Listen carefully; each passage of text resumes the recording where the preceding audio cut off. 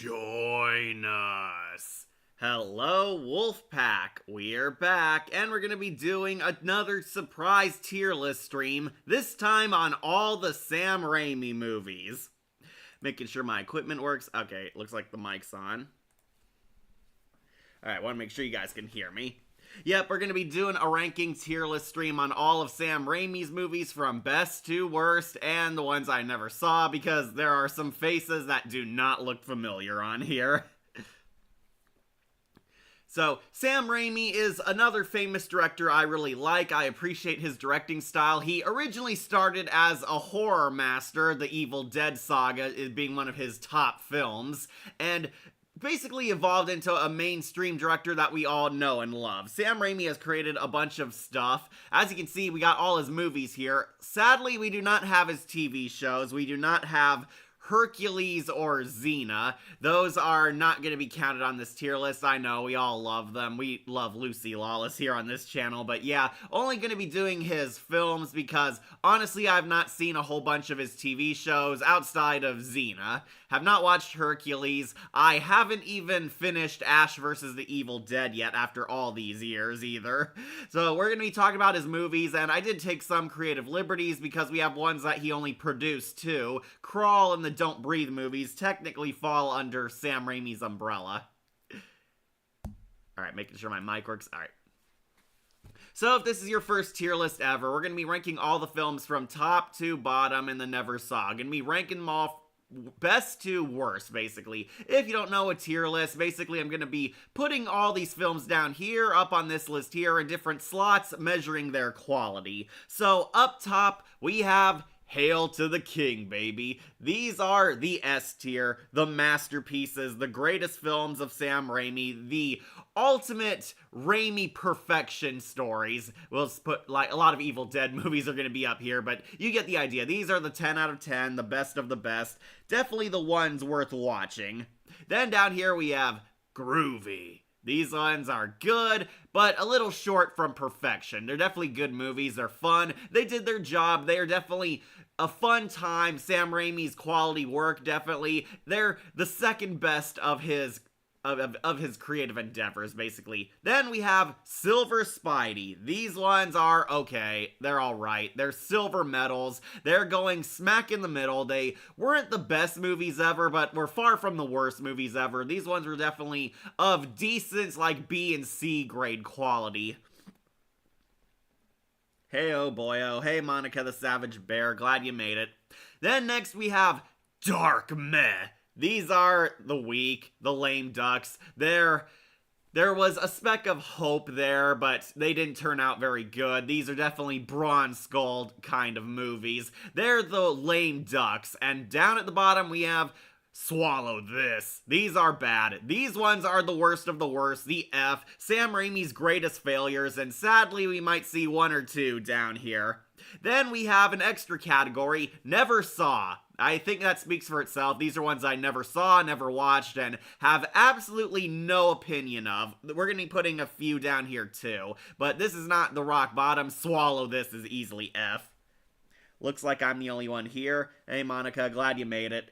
Yeah, I'm starting a lot earlier than usual because these streams usually go on for way too long and end up being like 3 hours, and I'm sure people will like hop in right away later. But yeah, I'm gonna do an early stream, basically. So, I was going to do Power Rangers Lost Galaxy, but I kind of hit a problem. I have not finished Lost Galaxy. I'm still very much in the middle of that season, and we will probably be doing a tier list on that, but Lost Galaxy, not done yet, so I decided to do something else, something mercifully shorter. We're going to be talking about one of my other favorite horror directors, Sam Raimi. Really like Sam Raimi. His work is usually dark and morbid, but has this sadistic, goofy sense of humor. Sam Raimi had a lot of scary horror shows under his belt, but an equal amount of dark comedy, dark humor, a lot of blood and gore, and really like humor that crosses the line twice. Basically has some of the darkest humor ever, kind of like more like Aqua Teen Hunger Force and Billy and Mandy, that kind of humor. So yeah, he had some serious movies like The Evil Dead and The Gift, but he also had some goofy ass movies, Army of Darkness, Evil Dead 2, and Darkman even kind of leaned into this from time to time. However, as you can tell, Crawl and Don't Breathe prove that Raimi can do serious drama as well. Gonna be ranking all his movies. We do not have his TV shows. We don't have Ash vs. the Evil Dead or Xena or Hercules or whatever else Sam Raimi worked on. No MTV Spider-Man. I don't think he actually worked on that, but yeah, whatever.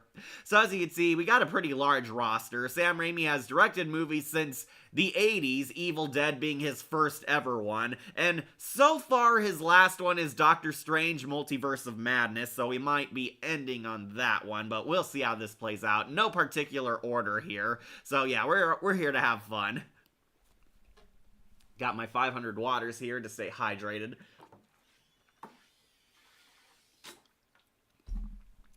Alright, so let's start this list. So it makes sense for us to start with Sam Raimi's first ever big theatrical release, The Evil Dead.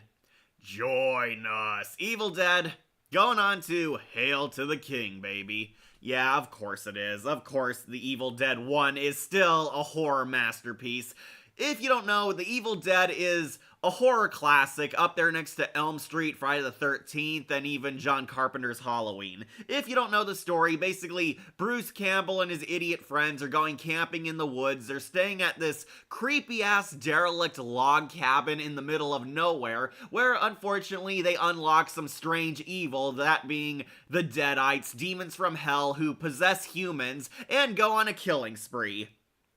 So, if you don't know, Bruce Campbell and Sam Raimi both got their start on this film. This is the movie that put Sam Raimi and Bruce Campbell on the map. Basically, Sam Raimi made an amateur horror film back in college, and he decided to expand upon that with his first major motion picture, The Evil Dead 1. He expanded his horror short film with new scenes, new footage, expanding the story.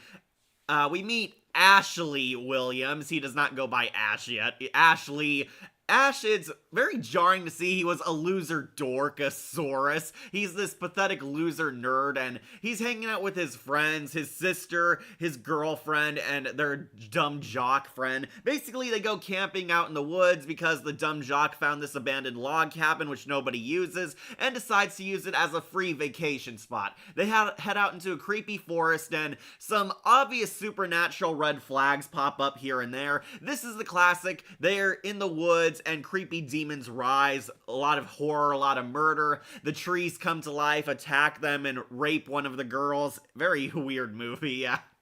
Sam Raimi basically goes balls to the wall dark with this. It is a bloody, gory horror movie. Basically, the idiot friend accidentally finds the Necronomicon, the Book of the Dead. It's this magic spell book that was buried underneath the cabin basement. He, of course, stupidly reads it out loud, and this unlocks demons from hell, known as the Deadites, who slowly possess and kill all of Ash's friends. And yeah, if you've known this movie, you know the iconic scenes. There's the blank eyes, the mutant veins, the weird, giggling, psychotic demon villains, a lot of demonic possessions in this. Ash's friends are all picked off one by one, and their corpses are possessed by the Deadites.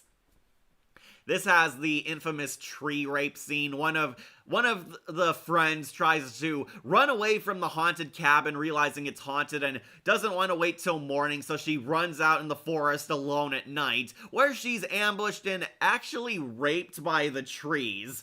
Yeah, they do go really dark with this. They rape the girl. She's like raped by a tree branch, and she returns, and we find out that the rape was important because it caused her possession, basically. A demon infiltrated her, and she slowly but surely kills all the friends, kills everyone but Ashley, of course. The friends try to escape, they can't. They try to figure out what's going on, they can't figure out what's happening. They slowly start to realize they are trapped in a supernatural death trap. The Deadites aren't gonna let them leave, they're gonna get them all one by one. So if you don't know, the Deadites, really iconic horror monsters. This movie was remade by The Evil Dead 2015, I believe. Ashley might be Ashley might but be much of a loser now that he has a girlfriend. It is really confusing how he got possessed aside from the trees. Yeah.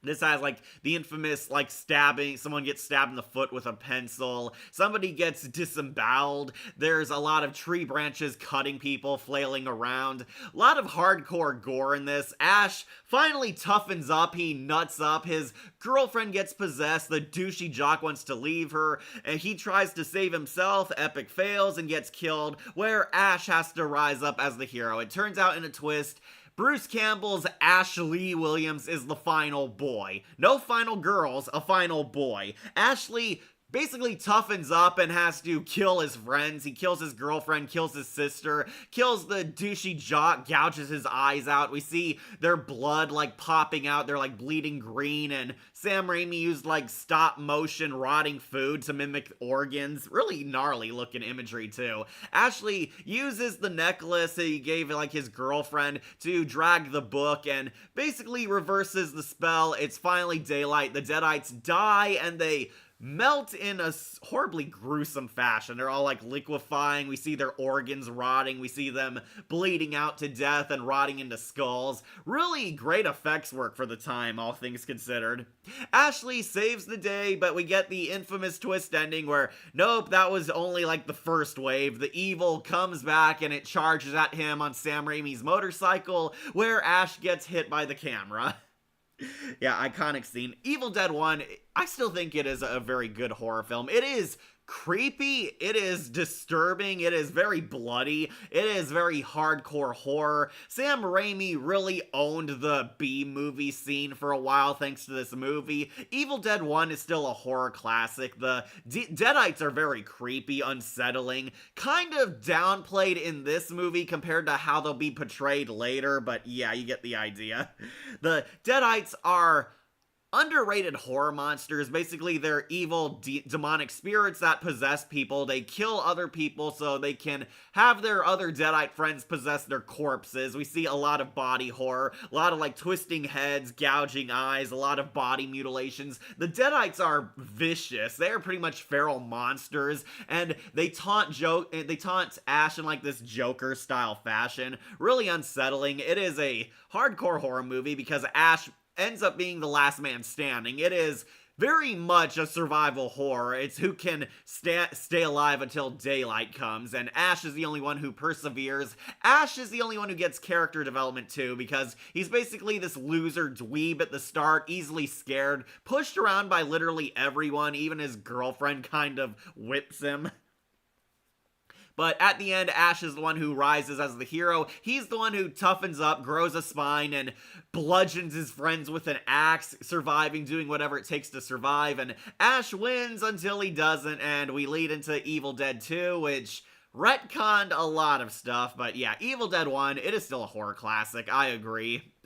Sorry, the other Evil Dead movies, past Army of Darkness, not going to be on here because I'm very certain Sam Raimi counts the reboot as its own thing. He gave a seal of approval, and Evil Dead Rise had no involvement from him. It was more so Robert Tappert's baby than Sam Raimi's. But yeah, Sam Raimi's original movie, yeah, it is still a classic. It is still scary, it is still violent, and it made Bruce Campbell and the Deadites household names for the horror community. So yep, it's going straight up to Hail to the King, baby.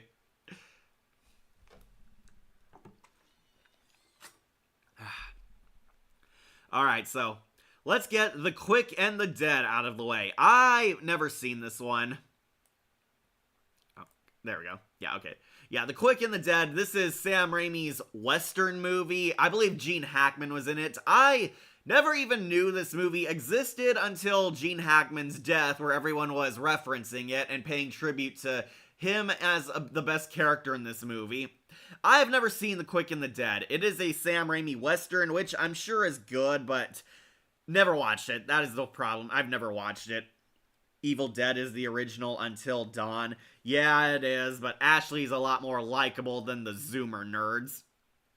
Also, we're going to be putting For Love of the Game. This one's also going on Never Saw. I've never even heard of this movie. Obviously, it's like some kind of sports movie, a baseball movie, but Never watched it, never even heard of this movie, so we're skipping it. Also, last one I haven't seen, Crime Wave. I've never seen this one. From what I know, it's Sam Raimi doing kind of a Three Stooges parody movie. This guy wants to clear his name. He's in prison. He's like an ex-con. He's trying to get his life on track, and he gets into wacky hijinks and antics, kind of a Three Stooges homage. Never actually watched this movie, so it's going on the never saw. Alright, let's get to one I did see then. Evil Dead 2. Dawn. Dead by Dawn. Going on to Hail to the King, baby. And yep, it's gone past Evil Dead 1. Evil Dead 2, it is a new direction for the Evil Dead franchise, and won't lie, it is kind of jarring seeing how dead serious, dark, and depressing the first one is. Then this one, it's a horror comedy. So, Sam Raimi wanted to do a legit sequel to his first Evil Dead, however, there was a rights issue, copyright BS, and Raimi could not make like a direct sequel to the first one. He had to drastically alter it, and Sam Raimi actually took up that challenge, where he made Ash Williams a wacky comedy hero. Evil Dead 2, Dead by Dawn is one of the greatest horror comedies of all time. I talked about this in my top 10 best horror comedies, but this movie, it's hilarious. It is dark, it is violent, it is over-the-top, gory ridiculousness, but that's what we love about it. Hell yeah, it's a badass movie. Yep, Evil Dead 2, it is amazing, it is great. It's kind of a soft reboot. They don't directly address everything about Evil Dead 1, but it is kind of obvious Evil Dead 1 did happen, but Raimi had to jump through some hoops and play with continuity a little to get the sequel off the ground. Basically, the first 10 minutes are a soft remake of the first one, where it's just Ash and his girlfriend. There's a fan theory that this is all just an imagination, a dream in Ash's head. He's trying to remember what happened and piecing together like this perfect sweet life he and his girlfriend had. Basically, we see Linda and Ash, the only returning characters, come back. Linda got possessed by the Deadites, and we see what happened after the Evil Dead camera hit Ash in the face. It actually sent him flying, and Ash was low-key possessed by the Deadites. However, Ash has a lot more free will. His badass journey in the first one allowed him to basically repel Deadite control. He's rejecting it. He's trying to fight the Deadite possession in this movie. However, at the same time, a new group of idiots, the daughter of the cabin owner, what was his name? Like the professor guy. Professor Nobi, that was it, yeah. Professor Nobi's granddaughter or daughter or something is coming back to the cabin to recover her granddad's work, which is the Necronomicon and all the Deadite research. Hell yeah, it's a badass movie. Fully agree, Monica. Basically, Nobi's daughter or granddaughter, she's coming back to the cabin. She has her own group of idiots who are her team and her survivals. She's kind of like a girl version of Ashley from the first one. Basically, she's returning to this cabin to get her research, only to find Ash Williams there, who's losing his mind, going insane, because he's been held hostage and tormented by the Deadites, and yeah, it's a lot more comedic. There's some dark, scary moments, and some of the scariest moments are what's actually happening or what's just in Ash's warped mind. It is a total mind screw. There's like a moment where Ash's reflection talks to him and jumps him. We see Ash, this has the one where Ash has to cut off his hand. The Deadite infection is trying to force Ash to kill himself. It takes over like his right hand, and it leads to the famous scene where Ashley cuts off his right hand and the hand comes to life. It crawls around like a spider, it flips him off, and it starts screwing with him. Basically like the Jerry to his Tom. They have like Tom and Jerry cat and mouse chase with the hand. A lot of blood, a lot of furniture talking, a lot of weird mind screw horror, and some dark comedy. There is some lighthearted moments where Ash falls in a chair. He gets into a lot of pratfalls. Bruce Campbell basically became like the fourth stooge. He gets abused a lot. He gets flying through windows. He gets into physical slapstick all the time. Ash's life is a living hell from this movie onward. So Ash gets into comedy antics for a while, the Hand toys with him. Eventually, Scientist Girl and her posse take over the cabin. They think Ash is a madman. They lock him in the basement. We see Ted Raimi as Henrietta, the best Deadite of the series. Basically, Professor Nobi was forced to kill his wife because she was a Deadite too, and buried her in the basement, but haha, she's not dead because the Deadites have the powers to possess corpses. We see Ted Raimi as Henrietta, one of the best Deadites ever. We get that famous scene where she stretches out her neck and turns into a stop-motion kaiju. Really gnarly stuff. Ash slowly but surely befriends the cabin duo. They survive together. Ash proves he's a badass. He gets his kick-ass chainsaw hand in, like, the final act of this movie. We see him gear up. This is where he has the groovy scene. He gets the shotgun sawed off, all that stuff. Spider-Man 2 did reference this movie when Doc Ock was in the hospital. Yeah, they did do that. Sam Raimi has a lot of in-jokes from after Army of Darkness. He references Bruce Campbell all the time in Evil Dead. Spider-Man 2 referenced the Henrietta rampage scene with all the tentacles and branches and all that. Anyways, Ash basically toughens up, and slowly but surely the girl loses her posse too. Her boyfriend gets possessed, becomes Evil Ed, and Ash uses the chainsaw to brutally dismember him right in front of his girlfriend. The douchey hick guy gets a hilarious over-the-top dragged-out death. He's beaten up by Deadites. He's stabbed by accident. He gets his head chewed off by Henrietta, and he's dragged down where he's nothing but a skeleton. The girlfriend also dies. She gets like a eyeball flown into her mouth. The redneck's girlfriend runs off into the woods, but instead of a tree rape, she's plowed into a tree at high speed. Doing the Sam Raimi movies today, I see. Groovy. Hey, Shadowlink, glad you made it. We're on Evil Dead 2 right now. I knocked off ones I didn't see, basically. So, this is one where Ash basically has his manly montage where he toughens up, he gets the sleeveless, he saws off his shotgun, he gets his chainsaw hand, and he's ready to fight the Deadites. He saves the last girl standing from Henrietta. We get that kick-ass stop-motion fight. It does look kind of fake by today because you could tell Bruce Campbell and Ted Raimi's stop-motion puppet are not in the same scene together. She extends her head and looks like a dragon, and basically we get the famous scene where Ash lops her head off. I swallow your soul, I swallow your soul, I swallow... Ah! Swallow this. Ah! Blows up Ted Raimi. Hey Akira, glad you made it.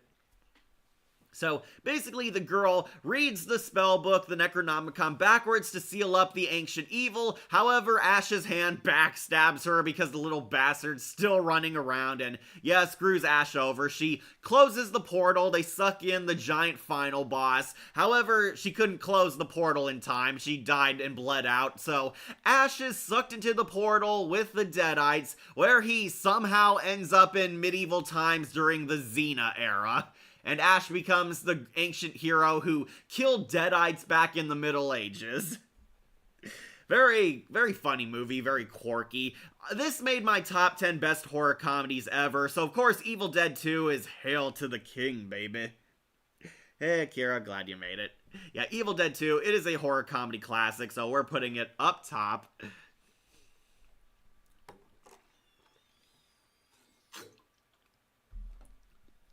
So, if you're new here, we're only doing Sam Raimi's movies. We don't have any of his TV shows. So, sadly, no Ash versus the Evil Dead or Xena or whatnot. So, Sam Raimi. Yep, Sam Raimi, one of my favorite horror directors, decided to talk about his filmography. Since we did Tim Burton, we might as well do my other favorite horror director. Also, an excuse to finally rank the Evil Dead movies I have actually seen. Alright, so since we're getting a bigger crowd, I suppose we should talk about the guy you all want to see, the webhead, your favorite friendly neighborhood Spider-Man. Spider-Man 1 with Tobey Maguire and William Dafoe's Green Goblin. Spider-Man going into Hail to the King, baby. Yep, Spider-Man 1, the original. It is a superhero classic. I really love this movie. I did see it in theaters before I could walk. I loved William Dafoe's The Green Goblin. Tobey Maguire's Spider-Man is great. Harry Osborn is very compelling in this movie. And Mary Jane exists. Spider-Man. The reason I want Ladybug to fight Spider-Man. Okay.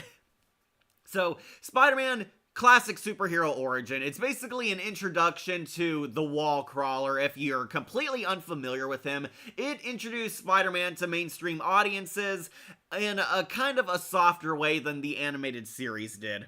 Classic, very fun, very over the top, very fun cast, just fun overall. Yep, it's a fun movie. Basically, Spider-Man 1, it's a hero origin story. We're watching Peter Parker rise as the hero New York needs and becoming the ultimate superhero, Spider-Man. Peter Parker, if you somehow don't know, loser nerd, picked on by everyone, nobody respects him, nobody likes him, Tobey Maguire's such a doofus, he can't score with women, he can't be popular, he can't be cool, but one day, he's bitten by a radioactive spider, which gave him spider powers. He can climb up walls, he can shoot webs, he can fly, all that stuff. He has the super strength of a spider, not sure how that works. And we also get the origin of his ultimate archenemy, the Green Goblin. Norman Osborn, rich corrupt CEO, father of Spider-Man's best friend Harry Osborn. Norman tries to save his company and prove that he has a super soldier serum that exists. He tests his super serum, the Globular Green, on himself. However, it accidentally turns him insane and he becomes the hyperactive, cackling supervillain, the Green Goblin. And ultimately, Spider-Man and the Green Goblin become the first superhero and supervillain to fight in New York, while the X-Men are staying incognito. Also, Tobey Maguire was in Erie, Indiana. He was the ghost kid. Didn't know that. The episode Dead Letter. Also, Up, Up, and Away, Web. Web, fly. Up, up, and away, Web. Shazam! Yeah, I see him mastering those spider hand gestures. It is a very fun movie, not gonna lie. It is still entertaining to this very day. It hits all the classic beats from Spider-Man's origin. We see him become a wrestler, how he fights Randy Savage, and Ash Williams gets a cameo. What's your name, kid? The Human Spider. What? The Human Spider. Human Spider? Oh, that sucks. Yeah, Ash Williams making fun of his name, and he fights Randy Savage. That's a cute outfit. Did your husband get it for you? Classic Toby moment. He fights Randy Savage, beats him up. As you know the story, he fails to stop a criminal because it's not his problem, and the criminal ends up shooting Uncle Ben. Cliff Robertson, easily my favorite Uncle Ben still. Yeah, all these years later, Cliff Robertson is easily the best Uncle Ben we've ever had. So much that the MCU has never even tried introducing Uncle Ben ever in Spider-Man. Also, William Dafoe could be a cool Joker since I wanted him to be in Springtrap, but Shaggy actor got the role. Okay. Bonesaw is ready for pain. Yeah. Okay, so William Dafoe's Green Goblin, I actually used to be very terrified of him. I know people don't like the Power Ranger Green Goblin armor, but I did because Power Rangers are awesome. Like, what's the problem? Yeah, he has a Green Goblin kind of Power Ranger armor look. The Goblin mask is like a Power Ranger helmet, and he has basically the Green Ranger's muscle suit. I know a lot of people don't like it. I thought it was pretty cool, honestly, because I was definitely into Power Rangers, so that didn't affect me at all. We do see behind the scenes stuff, if you have the DVD, what the Green Goblin mask was going to actually look like, and yeah, it did look a bit more comic accurate, and some even looked far scarier than in what could have been, but what we got honestly wasn't too bad for me. I believe Sam Raimi wanted to tone it down because he knew kids were going to watch this movie, so he didn't go his Evil Dead radar on. Also, R.I.P. Randy Savage. Yeah, he was the best. Like, feel like a better death or sad kill of Green Goblin than Hawkmoth. Yeah, definitely, because we actually got attached to Norman. Norman Osborn, in a huge change from the comics, he's more so like a Jekyll and Hyde type of character. Norman Osborn is actually this nice but troubled guy, and the Green Goblin is his evil persona influencing him, telling him to do bad things, turn to the dark side, terrorize New York. At first, Norman wants revenge on the people who costed him his livelihood livelihood, tried to kick him out of Oscorp. He kills like his CEOs, he kills the general who cut off their contract and support, kills all his enemies. However, he's still not satisfied. The Green Goblin wants to rule the city, so he tries to get Spider-Man to join him, pointing out how New York doesn't love him. They'll turn their backs on him, just like they did to him. The people love a hero, but they also love to see a hero fall, all that jazz. The design of the Goblin honestly never bothered me, plus William Dafoe is great as the duality of Osborn and the Green Goblin, plus he was the best highlight in No Way Home as well. Yeah, William Dafoe's Green Goblin, he's awesome. I loved him. I loved his casting. I think Nostalgia Critic was wrong in putting him on the worst things about Spider-Man. Like, yes, he's over the top, but he's the Green Goblin. He's always over the top. He was over the top in the animated series. They even got the guy from the 60s to play him again. The most memorable scene I remember from the movie is how Flash tried to punch Peter, but was unsuccessful since his reflexes were slower by Peter. Yeah, Sam Raimi does a very good job showing you Spider-Man's powers. We see the spider sense in the slow-mo Matrix kind of camera. We see him shoot webs. We see Peter literally grow like spider appendages on his fingertips. Sam Raimi does a very excellent job showing you how Spider-Man's powers work. Basically, it's an introduction to Spider-Man, his character, his world, his story, how he loves Mary Jane but can't get with her, how his relationship with Harry Osborn slowly sours, they're best friends, and Harry's going to become the Hobgoblin eventually, how Norman Osborn is his ultimate enemy, the Green Goblin is the worst villain Spider-Man's ever had, and we see how Spider-Man and Green Goblin are technically two sides of the same coin. However, Goblin used his power for evil. Peter learns with great power comes great responsibility. His Uncle Ben dies, and this affects him for the rest of the series. He's trying to think what would his uncle do, and his uncle kind of influenced Spider-Man into becoming a hero. Spider-Man fights the guy who killed Uncle Ben, and he accidentally dies, I believe. He fell out of a window to his death, so yeah, no way he could survive that, but, you know, no blood in Spider-Man.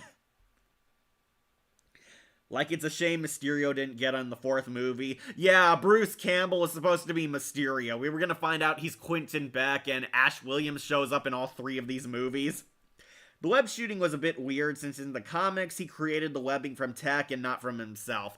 Yeah, in the comics, Spider-Man actually has gauntlets that shoot webs. I personally didn't mind him having, like, organic webs like a spider, because, you know, that kind of makes sense. He's supposed to have superpowers, and it would make sense that he actually grows his own webs. Some argued this made him overpowered, but Spider-Man 2 kind of fixed that by showing his emotions kind of empower his webbing powers. But No Way Home makes his death doesn't exist. Yeah, they retcon Norman Osborn's death. All the ending line that Peter says is his emotional speech. Yeah, so Sam Raimi very much establishes why these superhero tropes matter, reminds you of the cliches, but also why they're important. Spider-Man can't tell his closest friends and family that he's Spider-Man, otherwise his enemies will hurt the people he loves just to get to him. And this is proven very true when Green Goblin figures out Peter is Spider-Man. He slashed his arm earlier, and Peter has the exact same wound, which Norman recognizes. Norman nearly kills Aunt May, like scars her for life. Peter realizes the Goblin knows who he is. Then he abducts Mary Jane, where they have the fight on the bridge, which is a direct homage to the Gwen Stacy hostage situation. Green Goblin captures Mary Jane, threatens to throw off a bridge, or forces Spider-Man to save a literal box full of children. Save the woman you love, or suffer the children. Forcing Spider-Man to choose, and Peter, because he's badass, manages to save both. He saves Mary Jane and the box full of kids. Green Goblin's trying to kill him. We get that moment everyone memes and makes fun of, where the New Yorkers rally behind Spider-Man. You mess with Spidey, you mess with New York. You mess with one of us, you mess with all of us. Yeah, everyone remember that scene? Like, I remember seeing a horror Spider-Man spinoff named The Spider. Haven't heard of it. One thing that confused me about Uncle Ben and Aunt May is that if they were his great uncle and aunt, since they looked too old to be his paternal uncle and aunt, well, Toby was also clearly out of high school filming that movie, so I didn't really think it mattered. I don't like when MJ says, I think I have a superhero stalker. Yeah, that line is kind of dated. Like, what woman is happy about having a stalker? Sam Raimi, he tried to capture the feel of like a 60s comic book, and it worked in a lot of things, but there are some small moments where it clearly didn't. Oh, this also has the sexy kiss in the rain where Spider-Man's upside down and he kisses Kristen Dunst, Mary Jane. Okay, so Kristen Dunst is pretty, but her Mary Jane, not the greatest superhero love interest ever. She got worse in the sequels, but this one she's fine. She's just a generic love interest. Also, it feels like Miraculous is lame, like Ladybug didn't do that line, she has the power without responsibility. That's because Thomas Astruck is a lousy writer. I think that scene with the New Yorkers was in response to 9/11. Yeah, it was, Ira. That scene with the New Yorkers rally and call out the supervillain as if, like, calling out terrorists. That was definitely post 9/11, and Spidey poses in front of an American flag in all three of these movies, so yeah, it was early 2000s. Like no Black Cat by Sam Raimi movies. That's a shame, but I'm kind of glad because Sam Raimi was originally going to do in Spider-Man 4, combine Black Cat with the Vulture. Was going to make her the Vultress. She was kind of a combo, a femme fatale like Black Cat, but also a female version of Vulture.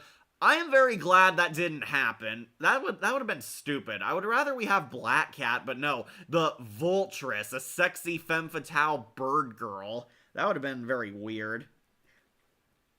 I'm surprised that Sam Raimi got away with the mustache that his JJ had since it was a small type.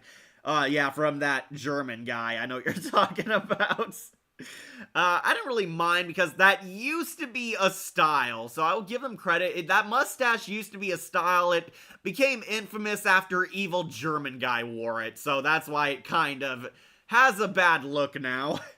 Speaking of J.K. Simmons is awesome as J. Jonah Jameson. Yep, J.K. Simmons is J. Jonah, very awesome. He's clearly a comic relief character. He gets a lot more to do in the sequels, but here he's Spider-Man's grouchy boss and absolutely nailed the role. Perfect casting all around. This movie had the best cast. William Dafoe's Green Goblin, Tobey Maguire's Spidey, but James Franco, say what you will about him now, he was definitely good as Harry Osborn. Kirsten Dunst at least looked like Mary Jane, so she was passable. We got J.K. Simmons as J. Jonah Jameson. I believe the Lizard was set up in these movies too. The guy playing him was pretty good. Really sad we never got to see him become the Lizard, but yeah.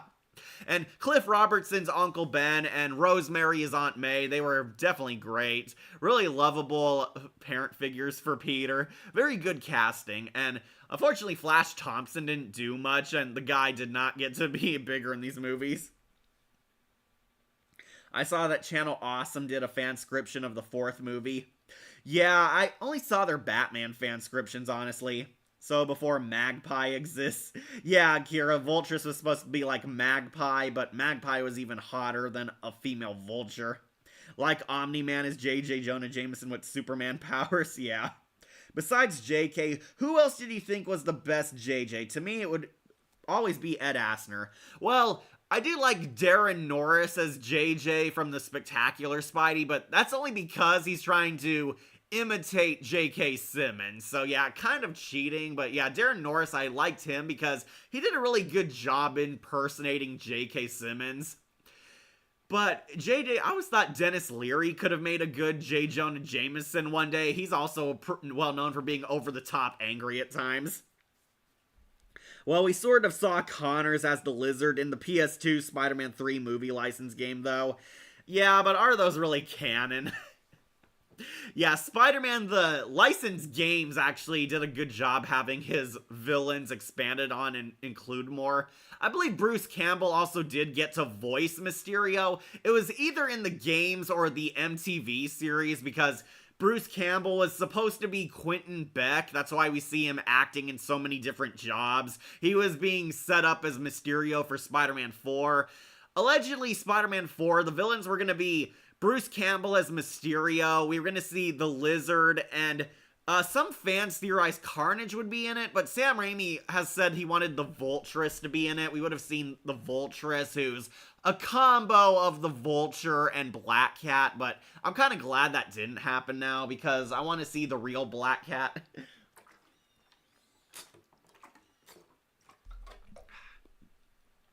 So, if you're unfamiliar, there's a big fight on the bridge. Spider-Man saves the day. He fights and beats Green Goblin. However, Green Goblin reveals that he's Norman Osborn, and the Goblin persona tries to kill Spider-Man by using his glider to backstab him during a conversation. However, Spider-Man survives with his spider sense, dodges him, and the Green Goblin accidentally kills himself, dying by his own hand, which Spidey will never ever explain to Harry until the finale movie.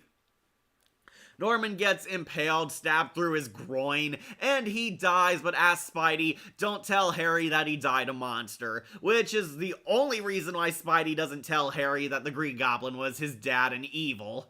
Spidey returns Norman's corpse back to the Osborn house, and Harry assumes Spidey killed his dad, which will start the most controversial arc of the entire movies, Harry and Peter's falling out. Harry believes Spider-Man killed his dad and vows revenge, setting him up to become the Hobgoblin, which won't pay off until the terrible third movie. And Spider-Man and MJ finally make amends, but Spidey cannot be with her. He rejects her because he's a superhero and he realizes he can't endanger the ones he loves by sharing his identity, because yada yada, great power comes great responsibility. And we end on kind of a bittersweet ending. Spidey did not get the girl, but the villain is dead, and Spider-Man has just begun his journey. And yeah, Spider-Man 1, it is a classic. I'm putting it on Hail to the King, baby. I don't care what anyone says. This movie is still awesome and one of the best Marvel movies ever. Tom Holland has not even come close to outclassing the first movie, and it is still very kick-ass to this very day. At least we got Black Cat in the Spider-Man 2 game. Yeah, I really liked Ollie Hillis as Black Cat, but I love her as Liara too.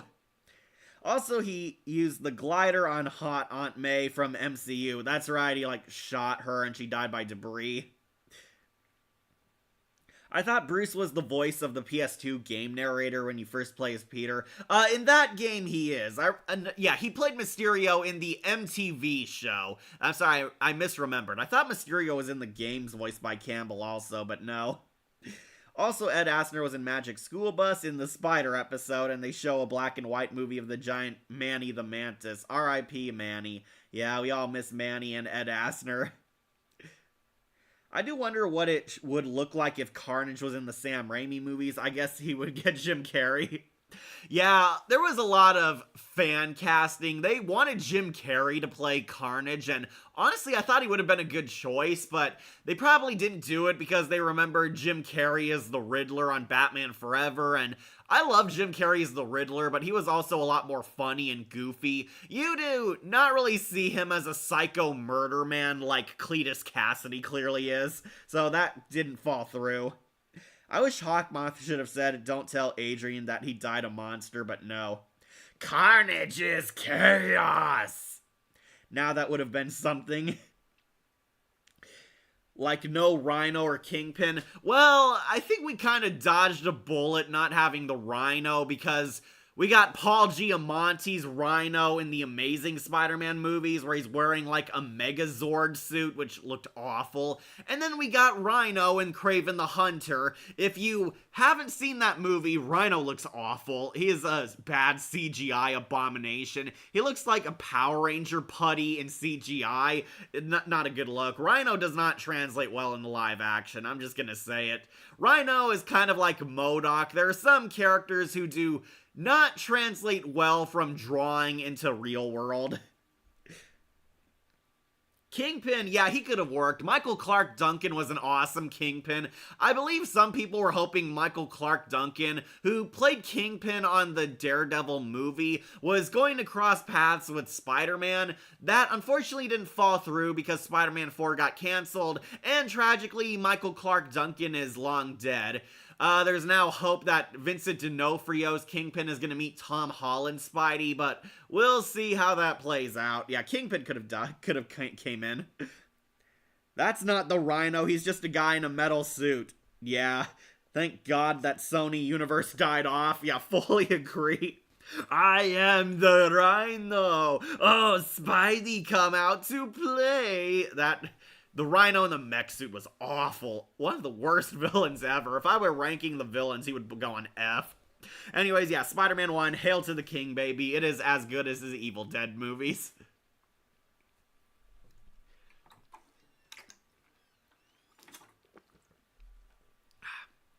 Okay, so I've never seen A Simple Plan, so it's also going on the Never Saw. I don't have any familiarity with this movie. I've heard some people praise it, some people thought it was mixed. Never watched it, so yeah, it's gone down here. And unfortunately, I do have to put The Gift into Never Saw. I've never seen The Gift. All I know is Katie Holmes shows her boobs in this movie, and that's all everyone talked about. Apparently, The Gift is some kind of mind screw type of horror movie. It has a lot of psychic visions and scary dreams and mind screw horror, all that. Like, all I know is Katie Holmes shows her boobs in this movie. That's about it. Thank you, Harold and Kumar. Like it's much better than Michael Bay's Rocksteady. Only by a hair.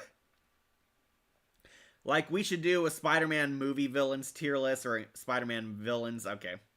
You want to see Spider-Man movies. Unfortunately, I have not seen the Spider-Verse movies, and I have not watched Madam Web, and I do not plan to. So far, all the Never Saw I haven't seen either. Yeah, sorry, putting For Love of the Game, The Gift, The Quick and the Dead, I have not seen. Crime Wave and A Simple Plan, I have not seen these. Two of these I've never even heard of, so yeah, they have to go on Never Saw. But we should probably end the Evil Dead saga with Army of Darkness. Army of Darkness going on to Hail to the King, baby. Yeah, this one might be the #1 Sam Raimi movie. Army of Darkness is awesome. It is the grand finale to the Ash Williams Evil Dead trilogy. And yep, it is kick-ass. It is stupid fun. It is over the top. It is a love letter to cheesy B movies and action movies everywhere. This is the highlight of the Evil Dead saga. Now, I will warn you, Army of Darkness, it is full-blown comedy. There is nothing scary about it at all. Some blood and gore, but more so funny, like Aqua Teen Hunger Force blood and gore. Army of Darkness, if you haven't seen The Evil Dead 2, it ended with Ash Williams sucked into a time portal where we see his journey in the medieval times.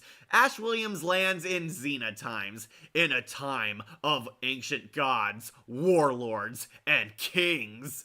Ash Williams is the warrior who will change the world. Ash Williams lands in King Arthur's court, where he teams up with King Arthur because Ash can kill Deadites. Ash has technology from the future. He has his boomstick. He has his chainsaw arm, and Ash is about to be executed until he proves himself that he can kill Deadites because he's a magic warrior, and Ash is the quote-unquote chosen one who will guide their kingdom to victory and defeat the evil Deadites and their army of darkness. All the Sam Raimi Evil Dead movies top tier as they should be. Yep, Shadow Link, they are. What about the new Evil Dead Rise movie? That is not on here. Evil Dead Rise and the Evil Dead remake are not Sam Raimi's babies. I would argue they're more his buddy Robert Tappert's babies, but Sam Raimi had no involvement on Evil Dead Rise or the Evil Dead remake. He gave his seal of approval on the remake, and apparently his name is attached to the Evil Dead Rise, but he did not have any input on that one. It was more so Robert Tappert's involvement. Sam Raimi's his Prime trilogy's on here, and sorry we do not have his TV shows on here. We're only doing the movies this time. It won't be an Evil Dead movie without him getting laid. Lol. That's what we call pillow talk, baby. Like Ash Williams has the first isekai horror movie. I think he does.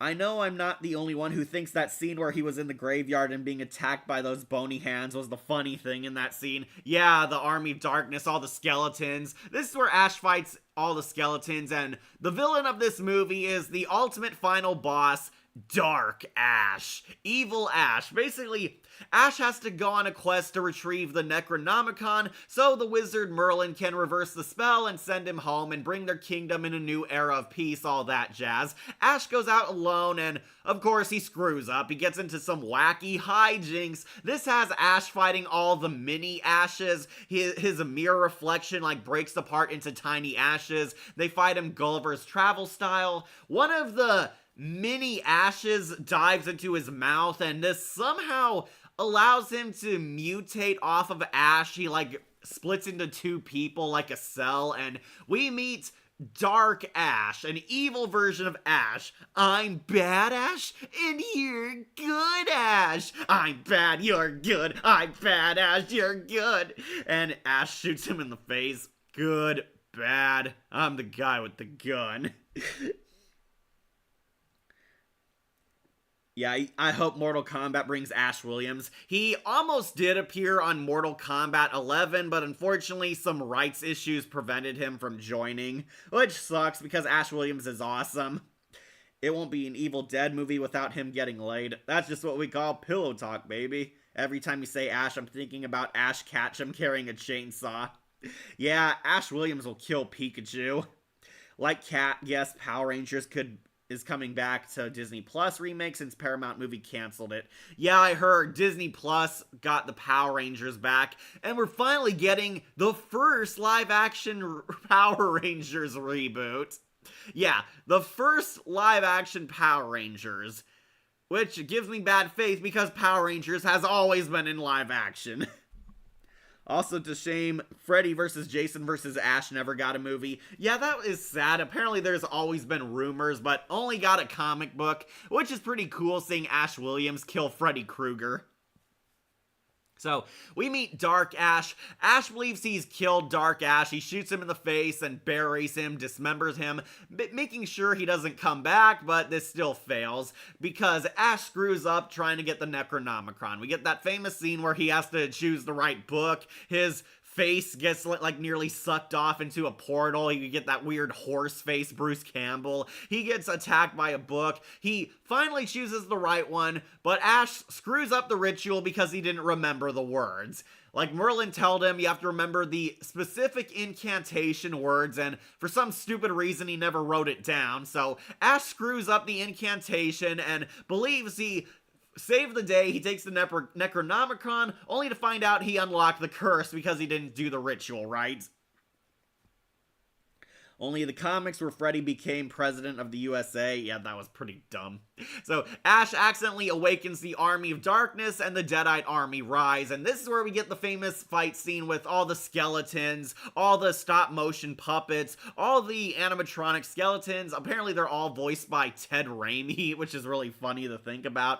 And Dark Ash returns thanks to the curse, and he's the ultimate villain. Dark Ash is now a full-blown demonic Deadite warrior. He's leading the Army of Darkness, marching against King Arthur's castle to kill good Ash and steal the Necronomicon for his own evil power. Well, here I am, once again, rock you like a hurricane. Hey, just some random guy who comments. Maybe Disney could make for a TV-14 Power Rangers so we'll get hot villainesses. I doubt it. We saw how they treated Marvel's women. I do not think they're ever going to bring hot chicks back on a Disney show. Also, Bastard Skellies make James. You know that Raimi planned for a PG-13 rating of Army of Darkness? Yeah, he did, but I'm kind of glad he didn't. I love the R-rated. We get a lot of naked chicks in it. Yeah, we see the skeletons bring in, naked sex slaves, and Dark Ash abducts the love interest, this handmaiden woman who was crushing on Ash, turns her into an evil Deadite princess to join him in the final battle. Give me some sugar, baby. And plants a Deadite kiss onto her, which mutates her. Like no skellies, yeah. So Ash at first acts like a dick, but then when he takes the love interest, he realizes he needs to stay and fix his screw up. Ash tries to weasel out of it, but then decides to stay and help King Arthur's knights fight the Deadite army, the Army of Darkness, in the ultimate fight of knights versus demonic skeletons and Deadites. And we get the biggest, most epic, badass Xena fight scene ever. The armies fighting and storming the castle. Dark Ash fights. He fights his brainwashed girlfriend. Honey, you got real ugly. Bruce Campbell's one-liners in this are easily S tier. They're all his best quotes.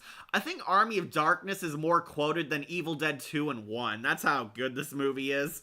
They have the epic fight scene. Dark Ash gets blown up, shredded multiple times, comes back as like a full-blown skeleton boss fight, and eventually Ash blows him up with a terrible special effect explosion.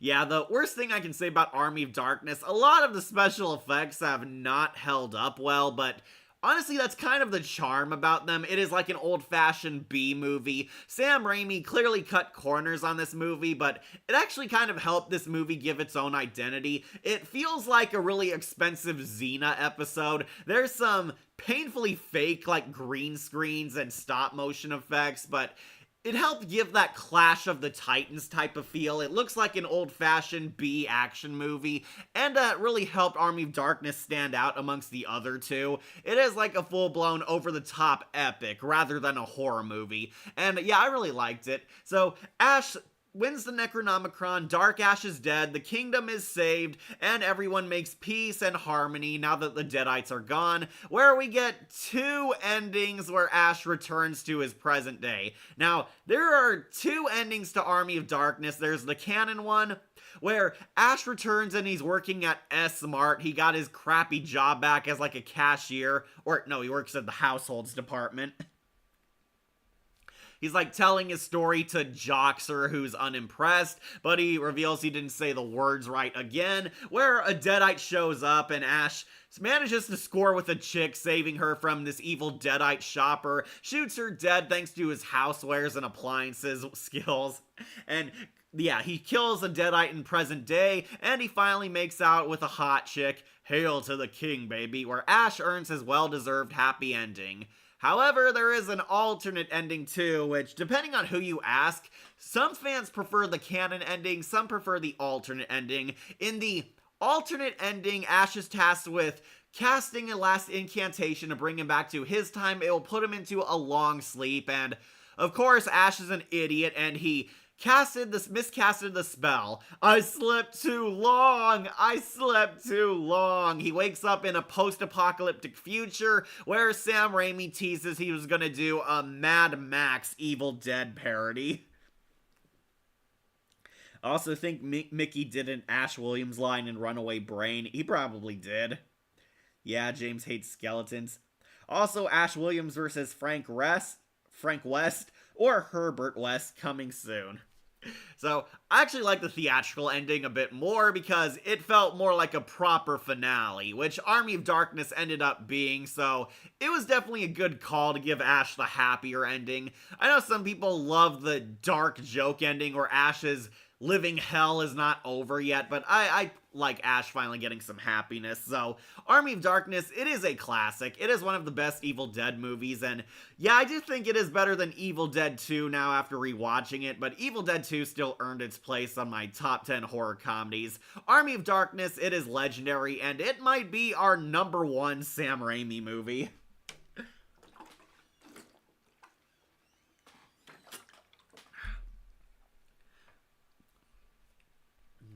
Isn't Black Friday have Bruce Campbell as the manager who died? Yeah, Bruce Campbell's in that, and it's an homage to Army of Darkness because he's working at like a Walmart. Alright, so I guess you guys want to see Spider-Man 2 with Dr. Octopus. Spider-Man 2 also going on to Hail to the King, baby. Spider-Man 2 is one of the greatest sequels ever. It is The Dark Knight to Spider-Man 1's Batman Begins. Spider-Man 2 carries on Spider-Man's story and also explores new paths for Peter Parker. Spider-Man is losing his powers. Peter's life is a living hell. He's suffering. He can't keep a job. He can't make money. His aunt needs money to keep her house and medical pills. He doesn't get respect at work. The Daily Bugle is questioning firing him, and Spider-Man can't even keep his part-time job as a pizza delivery boy. I can't hear Bruce Campbell as the mayor in Cloudy with a Chance of Meatballs. Okay. So yeah, Spider-Man, basically Peter's life is now being thrown through the ringer. Spider-Man is suffering. Nothing is going right for him. This is basically the iconic Peter Parker we all know and love, where Peter is once again a loser. Even though he's Spider-Man, the greatest superhero ever, his civilian life is very downhill right here. Basically, Spider-Man has not benefited socially. He's having a lot more life problems, and the stress of being a superhero is getting to him. While this is happening, we meet Alfred Molina as Dr. Otto Octavius, aka Doc Ock. Doc Ock is a genius scientist. He's replacing Norman Osborn's science department and joining forces with Harry Osborn. Harry has inherited his dad's company. He's now the acting CEO, and Dr. Octopus is basically trusted to help get the company back on track, where Dr. Octopus built two things. He built his personalized, animatronic robot arms, the iconic Dr. Octopus tentacles, you know them. Also, Alfred Molina also played King Gustav. I remember Doc Ock is an interesting actor, he played an evil rooster in Big City Greens. Alfred Molina is a very good actor, and this movie really put him on the map for people. He's been around for a while, but this made him a lot more mainstream. Alfred Molina as Dr. Octopus, very good. He captures the tragic monster that is Doc Ock. He's another sympathetic villain, basically a scientist who wanted to help change the world, only for things to backfire and warp his mind, where he became a supervillain. Doc Ock has these artificial intelligence tentacles. He controls them thanks to an inhibitor chip, but this chip gets broken during an experiment gone wrong. Doc Ock has built this super-powered machine which can replicate the sun's energy. It can create a mini sun and give the town electrical supply forever. It is a living star. However, the star is unstable. It nearly kills people. It kills his wife. He accidentally gets the tentacles zapped onto his spine permanently. He loses the inhibitor chip. Now, Doc Ock and the electric tentacles have one mind, and Doc Ock is accidentally fried. He becomes a psychotic supervillain, and the sun machine is destroyed. But Doc Ock, going clearly insane, wants to rebuild the sun machine all over again and prove that he's not insane, prove that his method can work and help people, but clearly becoming the villain along the way. That movie was my first intro to Dr. Octopus. Yeah, Dr. Octopus became kind of mainstream thanks to this. He was in Spider-Man the Animated Series, where he was an evil German guy, but this movie made Dr. Octopus very much an interesting character. He's a lot more well-rounded, and special mention going to the hospital scene. Doc Ock is taken to the hospital where medical staff try to remove the tentacles off his spine. However, the tentacles have a mind of their own and horribly and graphically murder all the hospital personnel, Evil Dead style. You all know this scene. This scene, terrified me as a kitten. The doctors are gonna chainsaw the tentacles off his spine. However, the tentacles go on a rampage. They don't want to be detached and murder all the hospital staff Evil Dead style. It is clearly an Evil Dead homage. And yeah, all the doctors, we don't see any blood, but it's very clear they all die gruesomely. A woman's dragged into the shadows. We hear people getting ripped apart. Some guy's electrocuted to death. One of the doctors actually grabs an Ash Williams chainsaw to try and get it off, only to get his face ripped apart at 4 angles. Really creepy scene. Very good sequel. Love Alfred Molina's Doc Ock, and the returning cast are still pretty good. The power of the sun in the palm of my hand. Classic. Also, he was Multi-Bear in Gravity Falls and Dr. Destiny in Justice League Dark. Yeah, I talked about him on Justice League Dark. Alfred Molina's a great actor, but he was really wasted there, which really says a lot because Dr. Octopus is more interesting than Dr. Destiny. Alfred Molina's Doc Ock is the best version. I don't know, Ira. I might challenge that Peter McNichol from Spectacular Spider-Man did a good job, and William Saylors from the Insomniac Spider-Man games. He actually moved people with his performance too, but Alfred Molina, he's definitely up there. That scene almost made me afraid of the hospital because of that, yeah, really graphic and horrible murder scene. Even when he's trying to do family-friendly pictures, Sam Raimi's horror roots shine through. Also, he's Professor Jeffries in Chill Out, Scooby-Doo. That's right, I forgot he was in that. The hospital scene makes me sad. That would have been Venom in the third movie. Should have been, but no. Like, why have the power of sun? Like, why he plays God? Because Dr. Octopus wanted to use science to help the world. Unfortunately, it turned him into a monster. Doc Ock escapes the hospital and embraces his supervillain side. He wants to rebuild the sun machine again, this time to prove that it works. This time he and the tentacles have a shared mind. However, it's very clear Doc Ock is crazy and a danger to himself and others. While this is happening, Spider-Man and Mary Jane are going through relationship drama. Spidey wants to be with Mary Jane, but he can't, and Spidey is also losing his powers, and depending on who you ask, Mary Jane is either understandable or the worst character from this movie onward, and I can see why. Mary Jane kind of jerks Peter around, basically kind of has like hissy fits with him, is pissed off that Peter's never there for her, doesn't understand his life, and she wants to be a part of his life, and dates my son, the astronaut, out of like pure spite. She's like dating J. Jonah Jameson's son, my son, the astronaut, who's in this movie. Basically, she's going to marry this guy, and it's so obvious she still has feelings for Peter and is using this poor guy just to make Parker jealous, which, yeah, real bitch move. I understand why people hate Mary Jane. He also played the father in Not Without My Daughter. Who else remembers the Stan Lee in the cameo where he saved that woman? That one was very brief. Stan Lee appears in 2 of these movies, saving like an innocent civilian. He saves a little girl in Spider-Man 1, and in Spider-Man 2, he saves a woman before she's like hit by gargoyle debris. I liked his cameo the most in Spider-Man 3, where he literally talks to Spider-Man. That one was much better. John Jameson. Okay, that's his name. Like, we have a sun, why a second sun? Wouldn't we have drought and lose the ocean water and the double sunburn? Well, you see, Akira, he planned on using the sun as like an energy reactor. It was like supposed to supply electricity for New York by having like it plugged into a literal star. And having like a micro star here in New York, he wanted to use that energy to give New York electricity forever. Wouldn't have to worry about blackouts or power shortages, that kind of stuff. But it's very clear the sun is out of control. It is unstable because, yeah, it's literally like a supernova here on planet Earth.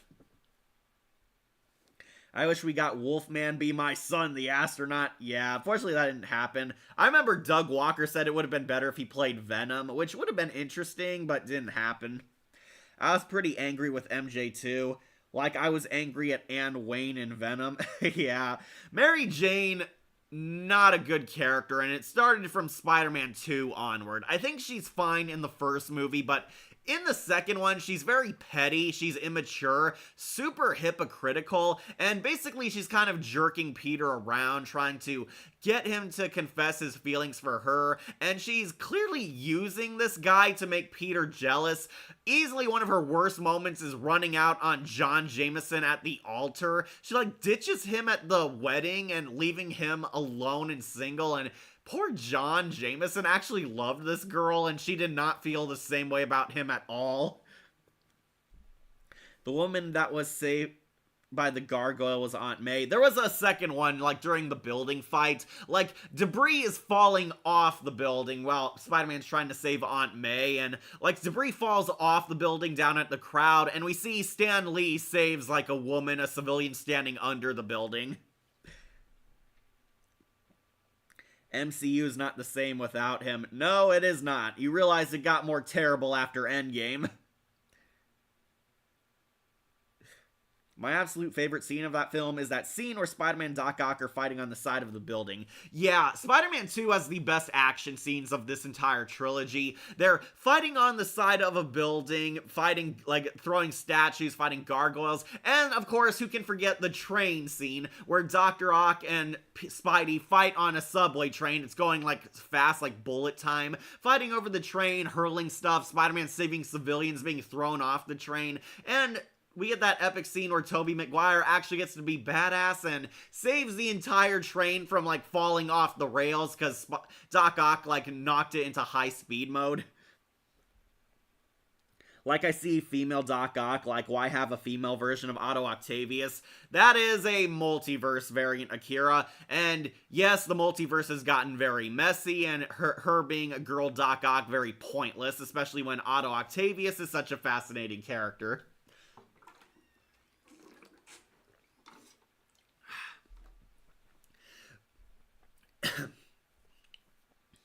Got any more bright ideas? I got a few, yeah. That guy was kind of a dick. Spidey's trying to save you guys.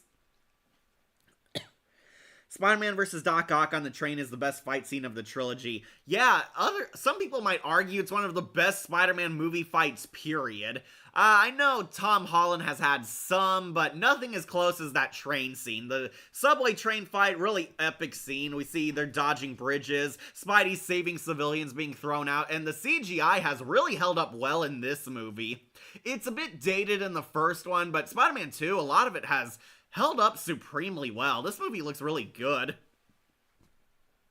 There's also the famous deleted scene where JJ tried on the Spider-Man suit. Yeah, that scene. I was gonna get to that. Okay, so basically, Spider-Man's story is he's thinking about quitting being Spider-Man. Spidey is losing his powers. We find out these are emotionally tied to him. Spidey's self-confidence and faith in himself, his fight for truth and justice and great responsibility, all that was basically giving him the Spider-Man powers. Because Spider-Man's life has gone to shit, he's a lot more depressed, he's losing faith in himself. Peter Parker does not like being Spider-Man. The stress of the job has gotten to him, and Spidey is losing his powers. For a brief, like, 20 minutes, he actually becomes normal. He's regular civilian Peter Parker. He's finally there for his friends. His life actually gets turned around. He shows up to Dr. Connors' class on time. He's better at his job. He's better at being there for Mary Jane, but he's still missing something. That's something that gave him his powers.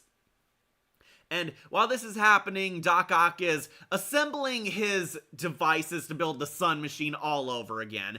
Eventually, Doc Ock realizes he needs some kind of weird chemical, like trillium or something, ceruleum, some fictional Marvel chemical. He needs it from Harry Osborn, but Harry makes him a deal. Harry will give him the super chemicals if he brings him Spider-Man, because Spidey killed his dad and Harry wants revenge. Doc Ock decides to take Mary Jane hostage to force Peter Parker to contact Spidey and fight him. And yeah, this leads to the train battle. Spidey gets his mojo back. It's all about Peter Parker getting faith in himself, getting his spine, how Spider-Man got his groove back. Peter regains his powers when Mary Jane's in danger, and we realize it was his love for her that gave him his superpowers. When she didn't like him anymore, it was basically emasculating him and depowering him. Tritium. Okay, thank you, Ira. Didn't remember that. Tritium, okay. And I remember Penguin of Madagascar has an octopus scientist. Spider-Man was a hero. I just couldn't see it. He was a thief! A criminal! He stole my Spider-Man suit! He's a public menace to the entire city! Bring me some photos. I want Spider-Man. Yeah. This has the infamous scene where Peter throws a Spider-Man suit in the trash. The Daily Bugle, like, buys it off a homeless guy. I think this guy was, like, a cameo from some other movie, but yeah. This guy, like, sells J. Jonah the Spider-Man suit, and like a moron, J. Jonah writes that Spider-Man quit, the webhead gave up. We get that scene where he's, like, playing in the Spider-Man suit. Really weird, but also super funny.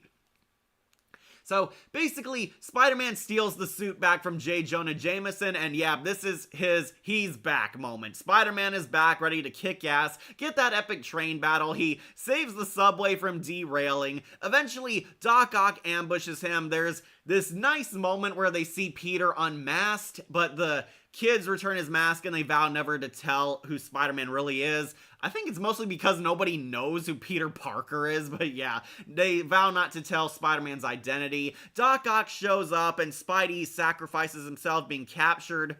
Doc Ock gets the Trillium from Harry while Harry gets Spider-Man, and we get the famous twist where Harry finds out Peter Parker, his best friend, is Spider-Man, where he thinks Parker killed his dad. The train fight scene is made even better in Spider-Man 2.5. Yeah, that's right. There's like an extended cut of this movie. There's Spider-Man 2 and Spider-Man 2.5. It's kind of just a director's cut. It extended everything, included all the deleted scenes that were missing from the theatrical cut. I honestly recommend Spider-Man 2.5 because it had everything great.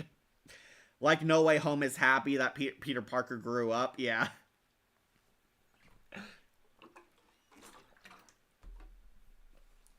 So, Harry finds out Peter is Spider-Man and questions everything, questions his friendship, questions his revenge, and Spidey and Harry put aside their differences because he has to stop Doc Ock. He has the Trillium, realizing that he's going to now make the stupid sun device all over again. Where Harry finally squeals on Doc Ock, and Spidey goes to stop his death machine and save Mary Jane. Mary Jane's in this big-ass chain like a damsel in distress. Doc Ock, kind of in an homage to Darkman, has this creepy warehouse on like a pier, and he's dressed in rags and all that. He's building his super solar machine to remake the sun all over again. However, Spider-Man shows up. They have the big epic fight in the warehouse. The sun machine loses control. Doc Ock gets electrocuted, and I believe this restored like a part of his sanity. He now controls the tentacles again. He like stabs like a hard drive or something and it fries him. Spidey is able to knock him down, but he realizes that the sun machine is worse than it was before. It's now going to destroy the entire world, starting with New York. We see buildings flying. The gravity of the entire world is off balance. Spidey finally has a heart-to-heart with Doc Ock, realizing that Otto Octavius is back. He tells Otto that his machine is going to doom the entire world. Doc Ock realizes that he has become a monster, realizes that the machine was unstable all along, and promises to destroy it, where Doc Ock heroically sacrifices himself. I will not die a monster. He destroys the sun machine and takes it down where they pretty much like put the sun out by putting it in the ocean. It like puts out all the fire and stops the sun from, destroying all of New York. And Spidey saves Mary Jane, but once again his mask easily comes off and she finds out that Peter Parker and Spider-Man are the same guy. Like why Dr. Octopus sees Iron Man arc reactor as a mini sun in his hand. Well, Doc Ock didn't have the funding Stark Industries does. Not the world, just New York. Well, they kind of have that, like, big scale, so I assumed it was going to destroy the world because they do mention the sun is getting bigger, so it's only like a matter of time. Definitely love how it was Ock that ends up being the hero and didn't die a monster. Yep, Doc Ock gets his redemption arc. He destroys the solar machine, but it takes him with him, where we see Doc Ock drown, at least dying a hero, until No Way Home would bring him back to life, retconning this entire sad scene. But yeah, Spidey gets his groove back. He finally saves Mary Jane and reveals that he's Spider-Man, and this is why he's been so aloof, so distant from her, that he's trying to hide the fact that he's Spider-Man and balancing out his social life and his hero life. Mary Jane finally realizes that she loves Peter Parker, and we get that infamous moment where she's a bitch and dumps her husband at the altar. Yeah, all that wedding J. Jonah Jameson had for all that wedding. Yeah, she runs out, and I believe we also got a cameo from the Punisher. Yeah, seriously, Thomas Jane has a cameo when she's running away, where Mary Jane's running away past the fountain, and we see the Punisher. Thomas Jane, like, walks by and, like, looks at her for, like, 3 seconds. It's very funny, because a lot of Marvel fans use this as an excuse that the Punisher and Spider-Man now coexist. Yeah, Mary Jane runs past the Punisher, and she goes back to Peter in her wedding dress and admits that she loved him all along, and Spidey and MJ finally become a couple after 2-hour movies of them jerking each other around. So, happy ending. Spider-Man's back, now a hero full-time, now finally happy in himself, and he at last got the girl of his dreams. Doc Ock died a hero, and New York is safe once more. But we also get sequel bait where Harry Osborn stumbles upon the Green Goblin lair, implying that he's going to become the Hobgoblin, where you'll be disappointed by his outfit next movie. Avenge me! Avenge me! No! Yep. Tell her not to open the caviar. Yeah. You swore to make Spider-Man pay. Now make him pay. But Peter's my friend, and I'm your father. You're weak. You've always been weak until you take control. Now you know the truth about Peter. Yep. Harry Osborn is clearly being set up for the Hobgoblin, just like he was in the cartoon. In the cartoon, Harry had like these weird hallucinations / visions, seeing his dad, the Green Goblin, talk to him, influencing him, and Harry's going to become the Hobgoblin in the next movie, where you'll be disappointed by what they do with him because they give him a terrible outfit and give him amnesia. So, anyways, Spider-Man 2, yeah, it's a classic. It is great. It is a classic Sam Raimi movie. Not just one of Sam Raimi's best movies ever, but one of the best superhero sequels of all time. Love the cast, love the drama, love that Spider-Man is perfect in this movie. They fully capture everything great about Spider-Man and all his flaws and the trouble he has in life, basically. Alfred Molina's Doc Ock, just as awesome as William Dafoe's Green Goblin. They actually made Doc Ock a sympathetic character. Really liked Harry Osborn being set up for the Hobgoblin. Unfortunately, part 3 is kind of where it dropped the ball on that, but yeah, Spider-Man 2 is a perfect middle chapter. It is a great follow-up to an already great superhero movie, and I'm putting it on the S tier of Sam Raimi movies. Feels like what Hawkmoth should have been. Like that, but no, Gabriel Agreste died Norman Osborn. So yeah, Evil Dead and Spider-Man, the first two at least, are in S tier. Alright, gonna use a bathroom break, but you guys vote on what you want to see next. Got a few to select here, but yeah, you guys vote. I'll be right back.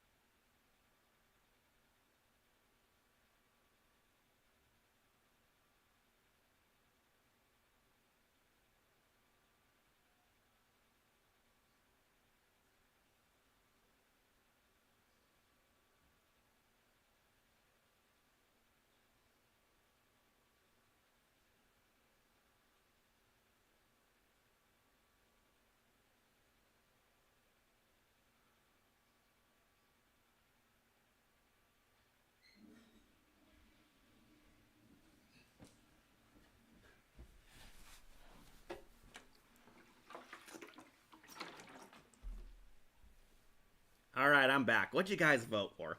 Well, kind of all over the place. Don't Breathe, Spider-Man 3, Darkman with Liam Neeson, loved that. Also, I see new Spider-Man series sees Norman Osborn say, "From great power comes great respect." Oh, are you talking about that god-awful Disney one where Norman Osborn looks like Barack Obama? That one was weird. Okay, so votes seem kind of all over the place. We might do Don't Breathe then, since a lot of people have been begging me to review this or give my opinions because it was a recent horror movie back during my haunting hour days. Alright, so Sam Raimi did not direct Don't Breathe, but he did produce it, and a lot of people really wanted to know my thoughts on it, so let's do this. Don't Breathe.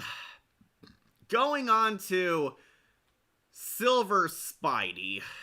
Yeah, this one, I'm not a huge fan of Don't Breathe. If you don't know, this is the one where three, gangbangers try to rob an old blind man. However, the old blind man turns out to be a badass super soldier, and they're stuck in his house with him, trying to keep very quiet so he doesn't hear them because he might fuck them up and kill them. Yeah, Don't Breathe is a very unique horror movie. I'll admit the premise is very good. There is high tension. However, I do not like the main characters of this movie because they are full-blown villain protagonists. Never watched the Don't Breathe movies. Okay, so I heard a lot of people love these. Some people hate these. I have not seen the sequel, so this one's also going on Never Saw. That Don't Breathe one I did see because a lot of people praised it. I'm not a huge fan of it. I thought it was okay. Mostly, it's held up by the premise and Stephen Lang. Stephen Lang plays the old blind man. He's this retired war veteran. He lives in, a shitty neighborhood. Basically keeps to himself, lives in this, this big mansion in the middle of a suburb. He keeps to himself. He's apparently very rich, very private about his life, and these three troublemaking gang kids basically want to rob him blind, literally. Take all his stuff, take his money. Apparently the final girl has a sister. She's trying to help get her sister and her family out of the ghetto, and this is supposed to make us sympathize with her, but I don't. She is terrible. The blind man is the bad guy. Yeah, that's kind of the twist. So basically, Dylan Minette's also in this movie. Remember the mad artist of Brush with Madness and the Funhouse kid? Yeah, Dylan Minette plays this simping love interest who loves the final girl, basically will do whatever she says. We have the final girl, this simp loser guy played by Dylan Minette, and this evil ghetto punk who's of course the black guy because that's not racist Hollywood. Yeah, this black gangbanger guy. They want to break into this blind guy's house and basically steal everything from him, rob him blind, steal all his money, all his jewels, that kind of stuff. And basically they're kind of gonna use the fact that he's blind against him. However, when they break into the house, they find out this blind guy is secretly badass. He's a former veteran. He wasn't always blind. He lost his sight with his age, but apparently he has daredevil senses. He can hear them, he can smell them, he can sense when people are around. His house is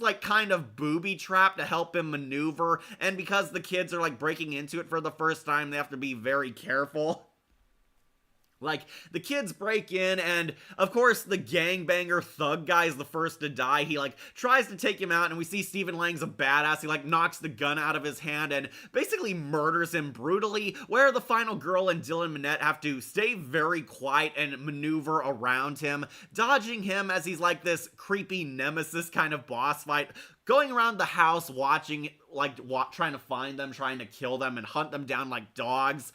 Unfortunately, the final girl is a total bitch. I do not like her. I do not sympathize with her. No, the fact that she's robbing him for money to help her and her sister move out of the ghetto does not make me sympathize with her because she was going to rob this guy either way. So basically, we find out that there's more to this blind man than meets the eye. He's not only a combat soldier, he's a former commando or something. Apparently, he has a hostage tied up in his basement. In a twist, the blind guy is actually the true evil villain. He's not just a guy defending his home. He's actually the secretly evil bad guy who has a sex slave locked up in his basement. He's apparently raping her, and this has like all my viewers will know what this reference is. He has like a turkey baster full of semen and wants to like implant his child into her. She's like tied up in his basement in this weird contraption, and he uses like a turkey baster full of semen to like implant a new child into her because she killed his kids or something. It's very gross and creepy. Maybe he is the dad version of Rainbow Friend Green before he became Rainbow Friend Green. Not gonna lie, I don't know that Sam Raimi even directed this movie when I saw this list. He did not direct it. Don't Breathe. Sam Raimi produced it, but a lot of people asked me my thoughts on this movie, and this was the perfect chance to talk about it. Sam Raimi did not direct this. He directed this. He produced it. He helped funded the movie, helped advertised it. His company backed it up, basically. This was somebody else's directorial debut. So yeah, we find out the blind guy is actually evil, and he has like a sex slave locked in this dungeon. Basically, she like ran over his kid by accident, and he's like getting revenge on her through this weird scheme where he wants to implant his children into her so she can replace the kids she killed. It's a very bizarre and out of nowhere twist, not gonna lie.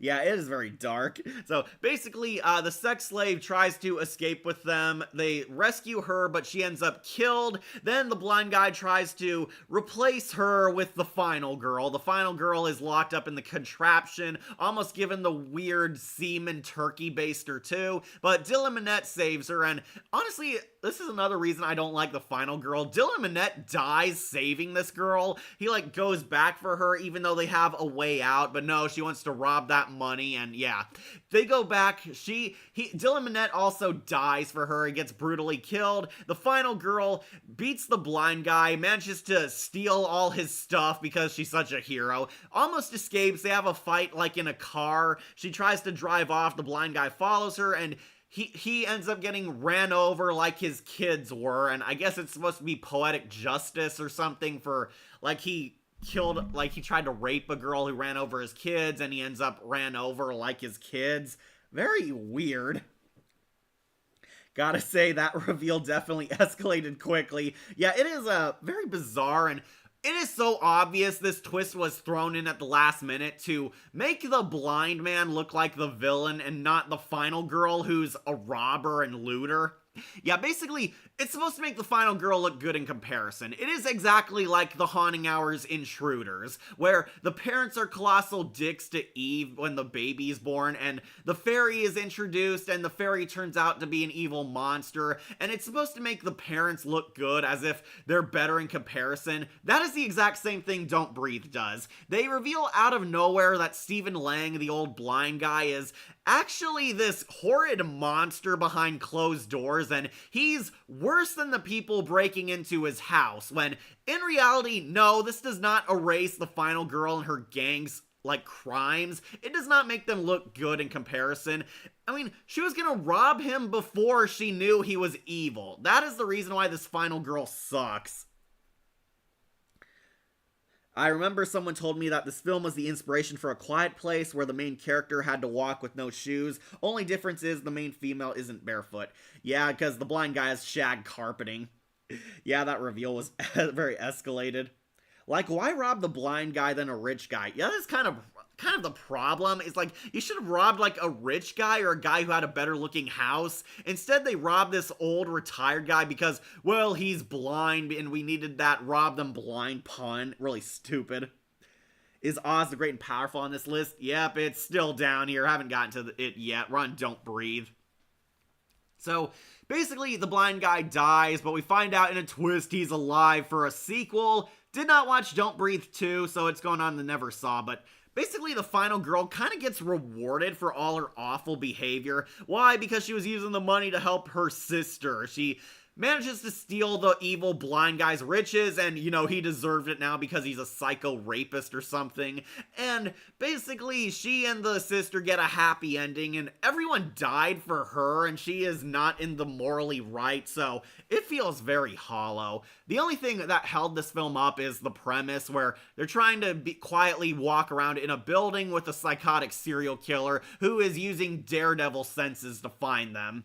Don't Breathe, it is only held up by its premise, but I do not like this movie. I think people who like it, you can like it. You can like it if you want. It's fine, but not one of my favorite movies ever, and I do not think it is a horror classic. I'm putting it on Silver Spidey.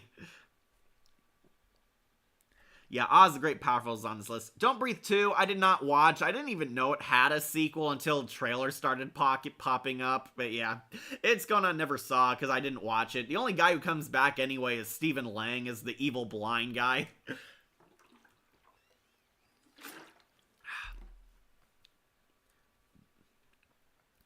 Alright, so I'm afraid I'm also going to have to put Drag Me to Hell onto Never Saw. Yeah, sorry, I haven't seen this one. There's quite a few Sam Raimi movies I haven't seen, but a lot of them are as non-horror. Drag Me to Hell, I've never saw. I asked my friends about it. They said it was all okay, so I don't know what to really say about it. Spider-Man 3 is bad, but it's not bad enough to be F tier. I still believe it had potential, and I liked Sandman's story arc. Yeah. Like moral of the movie, never rob the blind or you get a creep to F you. Yeah, that kind of is the lesson. Anyways, I've not seen Drag Me to Hell, so it's going on Never Saw. But the final 5 I have seen, so it's going to be a chat all from here on out. So, I guess we should do... Let's knock off Spider-Man 3. Alright. Spider-Man 3, going on to... Dark Meh. Yeah, Spider-Man 3, still very mixed feelings about it. I will admit it is not as bad as I remember, but it is not a good movie. Spider-Man 3 is the infamous entry among the Sam Raimi trilogy. Or, you know, I might at least put it in Silver Spidey. We'll put it above Don't Breathe, because I'd watch this more than that crap. Alright, so Silver Spidey, we'll have Spider-Man 3. Silver Spidey. So, Spider-Man 3 is the infamous finale to the Tobey Maguire trilogy, and yeah, it's kind of a mess. There are some good moments here. There are things I liked. Sandman is easily the best villain in this, and we finally see Harry Osborn as the Hobgoblin in a really terrible suit, but yeah. Such a conflicting letdown. I liked many parts of it and hated many parts of it. Yeah, let's get this out of the way. Venom is in this movie, and he takes over Peter Parker for Black Suit Spider-Man. And when he's in the black suit, he is awesome. Black Suit Spidey is easily great. Sam Raimi did perfectly capture that element. However, when he's corrupted Peter Parker, awful. It is emo Peter, Bully Maguire, basically Peter wearing emo clothes, wearing black suits, and looking like an emo punk, and it is cringe. It is cringe. It is painful. Yeah, it is a conflicting letdown. So, easily the best parts of this movie are the Sandman. He had the best character arc. I was kind of surprised. I thought I was gonna love Venom but hate Sandman, but no, instead the opposite happened. I loved Sandman, and Venom was the worst part in this. Oh yeah, Topher Grace as Eddie Brock. One of the worst casting decisions ever since Jesse Eisenberg's Lex Luthor. It is that bad. I don't care what anyone says, Venom looks great. Yeah, Venom looks good, except when he's Topher Grace. Venom is the worst villain, but they redeemed Venom in the Venom movies. I wouldn't go that far, James. Okay, so, yeah, this does Black Suit Spider-Man and the rise of Venom. Eddie Brock is in this movie, played by Eric Foreman, of all people. Yeah, it is bad. It is as bad as Jesse Eisenberg's Lex Luthor, and I would dare say as bad as Vince Vaughn's Norman Bates. Topher Grace, he is not Eddie Brock. He is not Eddie Brock, and he actually got worse when he got the Venom symbiote. So, Peter is now on top of the world. His life is much better than it's ever been. He's finally with MJ. He's finally glad to be a hero. He has now perfectly balanced out his hero and his social life. Peter Parker is now praised as Spider-Man. This has the best Stan Lee cameo of all time. I love Stan Lee and Spider-Man actually standing together on the street. Like, I guess one person can make a difference. Nuff said. That is easily one of my favorite Stan Lee cameos ever. It is a highlight of this film. So, also, Gwen Stacy is in this movie, played by Bryce Dallas Howard. So I will say Bryce is pretty hot, but Gwen Stacy is kind of a non-character in this. She's basically the rival girl for Peter's affections. Mary Jane is now suffering a kind of a crisis of faith. She doesn't know what she wants in life. She's now having struggles, and she needs Peter to be there for her, but Peter is not very good at it. Also, emo Peter meme is cool. Yeah, that is why people like this. I will say this, emo Peter definitely made some good internet memes. Yeah, that is the only reason people like emo Peter. Like Sandman feels like a sad moment. His whole life is a sad moment. The most painfully is the dance-off with Peter did when he came out of the dark clothing. Yeah, the dancing scenes are so off. They do not belong in this movie. We get emo Peter's dancing montages, and the dance at the MJ's club where he uses Gwen Stacy to make her jelly, that was cringe, man.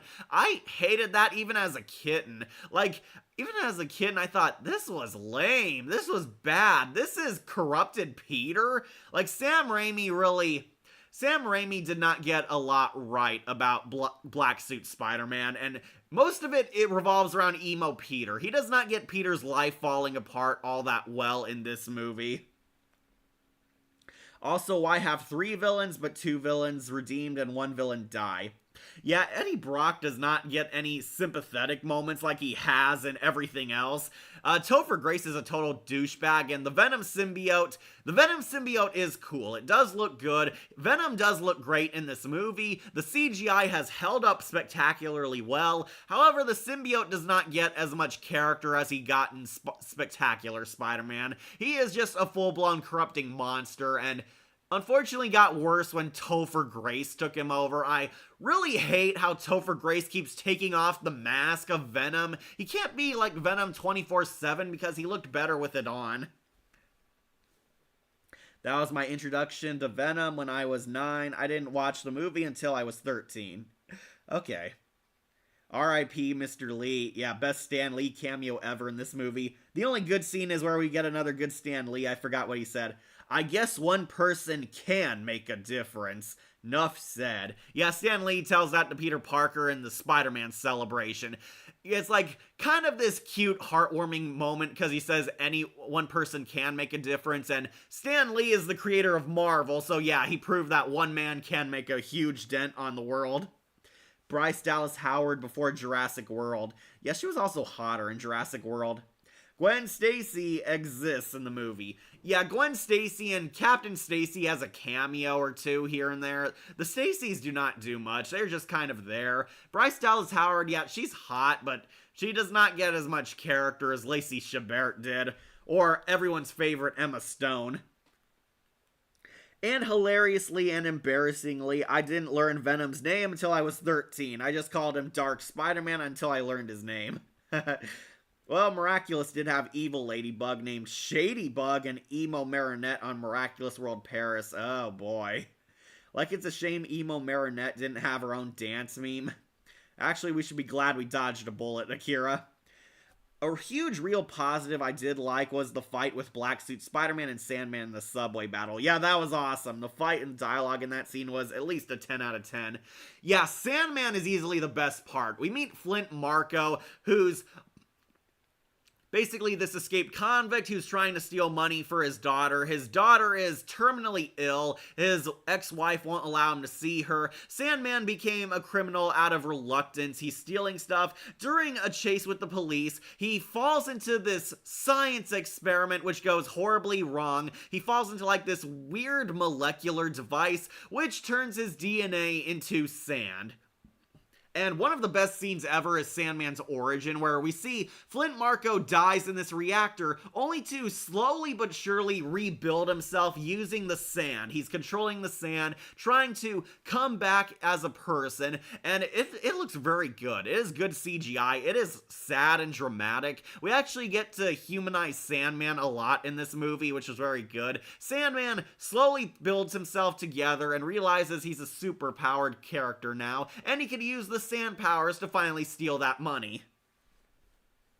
The true dark scene is how Eddie went to a church and actually wanted Peter to die. Now that was dark. Yeah, he prayed to God to put a hit on Peter Parker. I liked Venom as buff and muscular when he has a deeper voice. Yeah, Topher Grace, Eric Foreman as Venom was one of the worst miscasts of all time. Flint Marko, do you remember Ben Parker, the guy you shot in cold blood? What does it matter to you anyway? Everything. Yeah, so Spider-Man 3 reveals that Flint Marko was the one who actually shot Uncle Ben.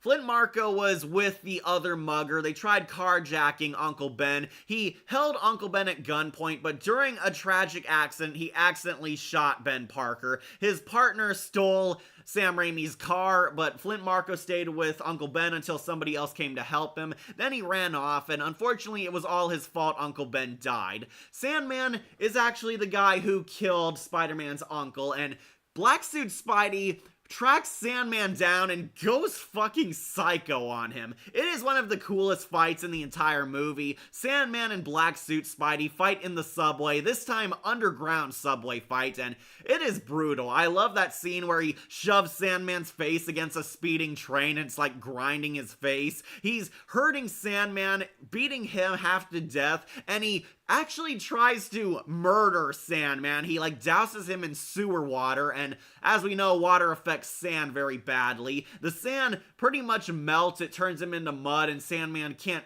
build himself together because it's mud now and not sand. Like Thomas Asterisk loves to copy Marvel, DC, and anime like he never does his own homework. Yeah, that kind of hurt Miraculous Ladybug a lot. He did his own thing for a while, but then started ripping off better superhero stuff. Sandman's appearance helped me realize that sand is actually tiny bits of rocks. Yeah, that was pretty cool. You actually get to see him at the molecular level form his sand body.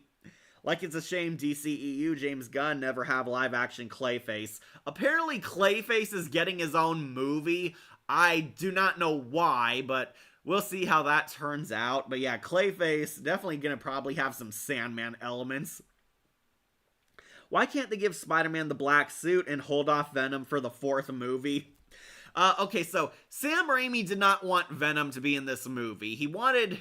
Sam Raimi, yeah, he did not want Venom to be in this movie. He wanted it to be Harry Osborn as the Hobgoblin and the Sandman, and Black Suit Spider-Man was going to be in it, but not Venom, not Eddie Brock Venom yet. And unfortunately, the studio forced him to because Venom is an iconic Spider-Man character and they wanted big money and people would pay big money to see Venom on the big screen. So Eddie Brock and the evil Venom symbiote were very much forced and shilled out all over this movie. And it is very clear that Raimi had trouble juggling 3 antagonists and all of Spider-Man and Mary Jane's character arcs. Were you aware that the new Spider-Man film comes out in 2026? No, I am not. Is it going to be Spider-Man 4? Because Tom Holland's also on Spider-Man 4, so I think it's going to be Holland's movie and not Sam Raimi or Tobey Maguire's. Well, I am glad Marinette didn't lose an uncle by a gunshot. Yeah, not yet anyway. I never understood why in No Way Home they used his sand appearance but not his physical appearance until I learned the actor is now older. Yeah, well, Flint Marko's actor was kind of old back then. He looked like a middle-aged man, and yeah, seeing like a 50-year-old withered old man fighting Tobey Maguire is kind of weird. Like, even though I sort of didn't like how they retconned the Ben murder, I did like how they still humanized Flint by showing it was an accident. The plot point was well done. Yeah, Sandman's story is definitely well done. Peter nearly murders the Sandman, but we find out the Sandman is alive. He survived his attempted murder and reforms himself. This time, Sandman wants revenge against Spidey, leading to him teaming up with Venom, Eddie Brock's Venom. Meanwhile, 2 other villains are fighting Spidey. Spidey, like Harry Osborn, becomes the Hobgoblin, then he loses his memory and has amnesia for 2/3 of the movie. Yeah, all that build up, Hobgoblin fights Spider-Man once in the first act, then he loses his memory, and he basically becomes best friends with Peter and MJ again, acting like nothing happened, until halfway in the movie his memories finally come back, and he becomes the Hobgoblin, breaking up Spidey and MJ, and forcing Peter to confront him, but this time it's Black Suit Peter, and exactly like the Sandman fight, he is full-blown monstrous and hardcore fighting the Hobgoblin. Harry gets his ass kicked. Peter is very much out of character, taunting Harry about his dead dad. Like, oh, look at you, little Gobby Jr. Gonna cry. And yeah, Harry pretty much snaps. They try killing each other, and of course, we see the infamous where Harry almost gets murdered by Spider-Man. He throws a goblin bomb at him, but Emo Peter throws it back in his face, giving Harry a two-face. That would have been a better idea. Yeah. I've been hearing a lot of Ladybug. Who or what is Ladybug? Please explain it to me. He's talking about Miraculous Ladybug. It's this animated cartoon from France. It's about this superhero girl named Ladybug and technically Cat Noir. They're kind of a parody of Spider-Man and Catwoman. They go on kick-ass adventures fighting the evil Hawkmoth. It's a fun cartoon up until season 3. So the real villain of Spider-Man 3 is Sony for their interference. Exactly. Like, I'm glad Miraculous didn't have Sandman or Venom clones, since that is weird. Opinions for Goosebumps and The Haunting Hour. I love both shows. Which, another dumb plot point with the Goblin arc. The Butler knew and found out Norman's death and cause that wasn't done by Spider-Man but his own hand, and he couldn't tell Harry from the start.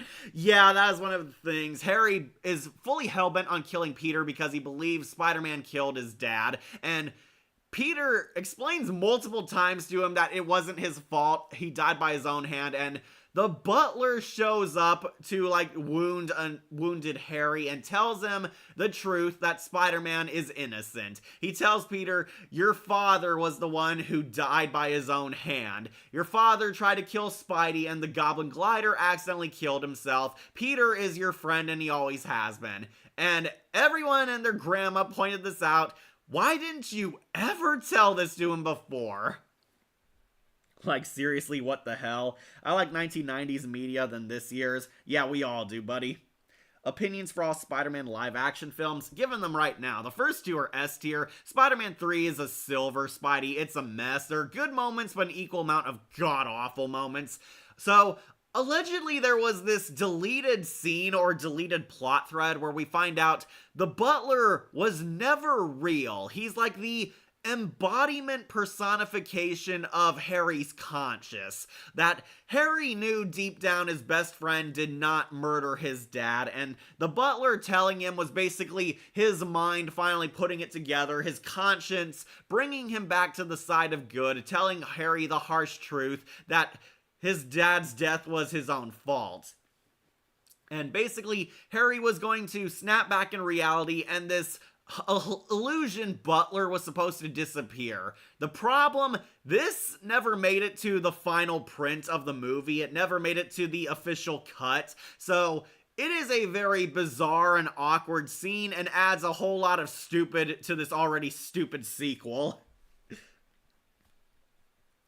So yeah, Harry finds out that Spidey was actually innocent and his dad's death was his own fault, and he becomes a good Hobgoblin.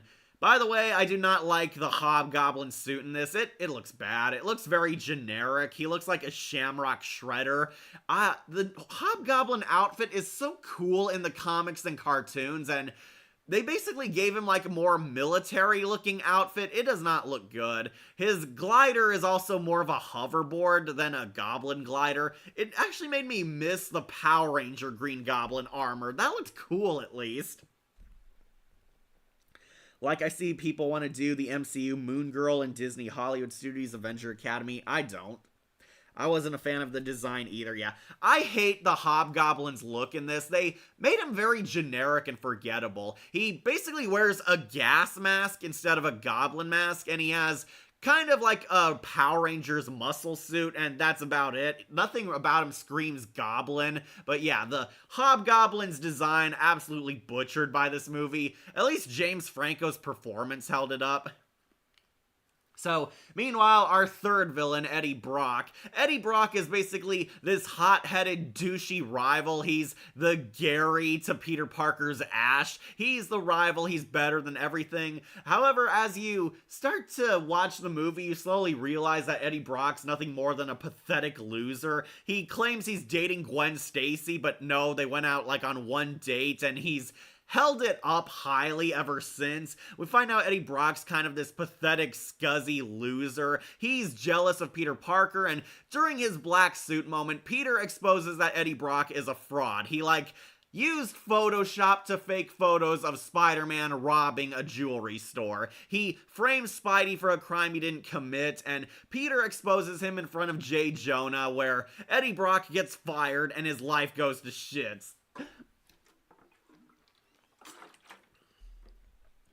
The only true Hobgoblin is Mark Hamill. Fully agree.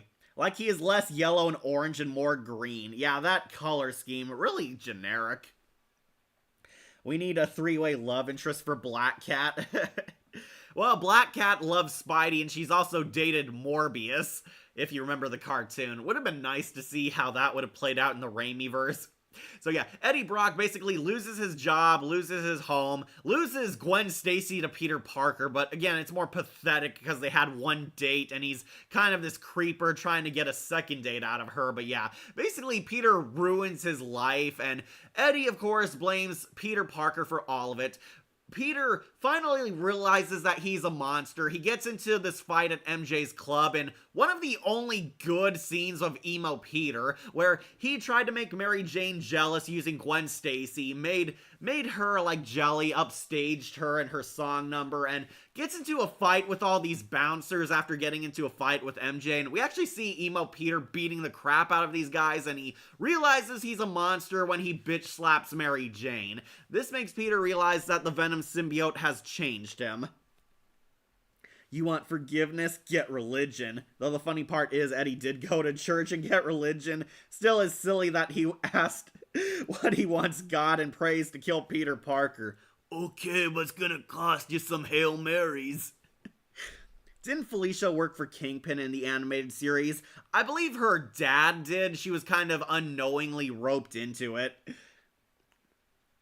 Sorry for bringing up Venom a lot. I'm basically critical when it comes to many versions of that sexy badass of an anti-hero. Yeah, Topher Grace is not sexy and not badass by far. I hate to say it, but I love Spider-Man Tobey Maguire's trilogy. They're my childhood. They're better than new Spider-Man films nowadays. Not a question, by the way. Yeah, the Raimi trilogy is definitely good. This movie, Spider-Man 3, it is low on here, but if we were doing a Spider-Man tier list, it is miles better than the Amazing Spider-Man duology, and a lot better than Far From Home, but No Way Home is the only one better than it for Holland. Sorry, just catch up on comments. Yeah, only by force because Kingpin had her father. Yeah, that was a part of the animated series. Well, more Catholic than Christianity. Okay, so basically Eddie Brock's life falls apart. Peter goes to the church, and we find out Venom's weakness is sound waves. Loud noises destroy the Venom symbiote's hold over its host. He's like punching a church bell in anger, and this hurts the Venom symbiote. It gets him off of him, and Peter does the famous comic scene where he's in the church tower. He breaks Venom's hold over him. However, Eddie Brock happened to be at this same church, and he hears Peter Parker, sees Peter is Spider-Man, and then the Venom symbiote goes on to Topher Grace, where Eddie Brock finally becomes Venom in the last act of this movie. The more I think about it, Eddie Brock from Spectacular Spider-Man is an even better version of Topher Grace Eddie Brock. Yeah, that Eddie Brock actually made my S tier on the Spectacular ranking. That Eddie Brock a million times better. Topher Grace, he is an F tier Venom for sure. So, Basically, Eddie Brock gets the venom dripped onto him, where he becomes Venom. Venom actually looks pretty cool in this movie, a bit scrawny, but the face is very good CGI. It's unfortunately ruined every time Topher Grace's nasally, nerdy voice comes out. It's like if you heard my voice coming out of Blade. It just sounds very pathetic and weird. So, Venom chances upon the Sandman, where the two decide to team up because they both want revenge against Spider-Man, leading to a villain alliance. And what else? They abduct Mary Jane and hold her hostage on a building where they demand Spider-Man show up or they kill her. You know, the exact same climax as the first two movies. Yeah, Mary Jane is captured again. Spider-Man gets his groove back, realizes that he's got to be there for Mary Jane, and decides to save her one last time as Spidey. And Hobgoblin becomes good after the butler tells him he was an idiot. Even though he was an idiot too for not telling this, but yeah. Hobgoblin becomes good, and Spidey and Harry team up to tag team fight Venom and Sandman. And yeah, I will admit, it is a pretty cool fight scene. Seeing them fight on the big Venom web on like the big skyscraper, it is pretty cool, pretty epic. Very Darkman-esque too at times. They're like fighting like on a railing of a construction site and all that. And unfortunately, it's just dumb, cheesy lines and barely any Venom look good from here. Yeah, my spider sense is tingling, if you know what I'm talking about. That always kind of confused me and made me cringe as a kid. I remember in No Way Home where Ned summons a Spider-Man. We thought it was Toby, but it wasn't. It was Andrew Garfield.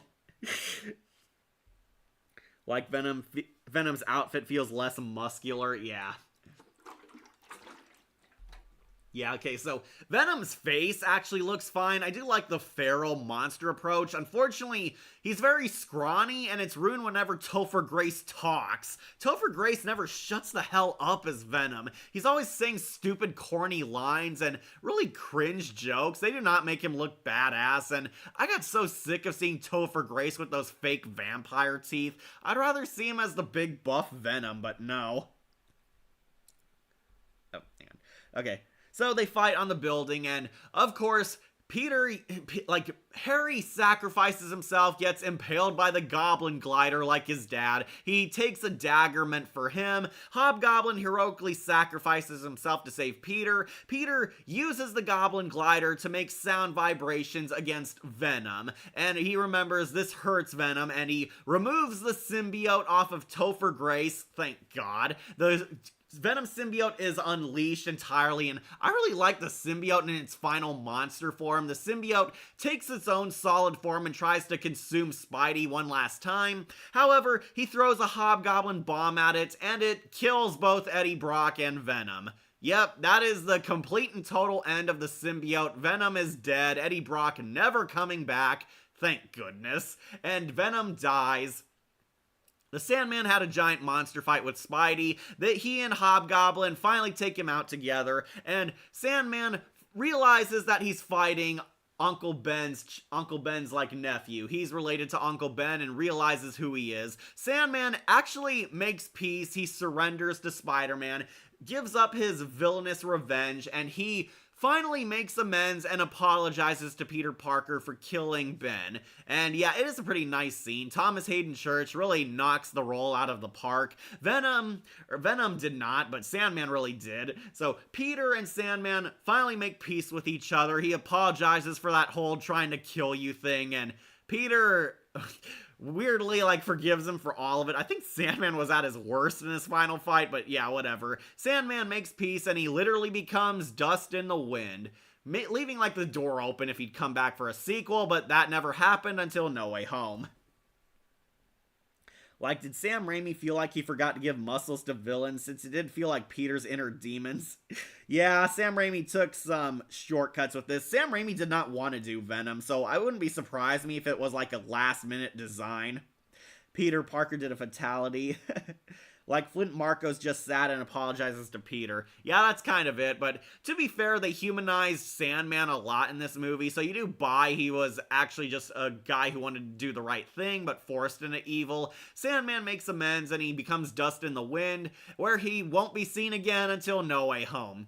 And Peter finally makes peace with Harry, they both apologize, and Harry dies, the friendship trio finally at peace with one another, and Spidey is finally there for Mary Jane, where they share one last dance in what's tragically the finale to the Sam Raimi trilogy.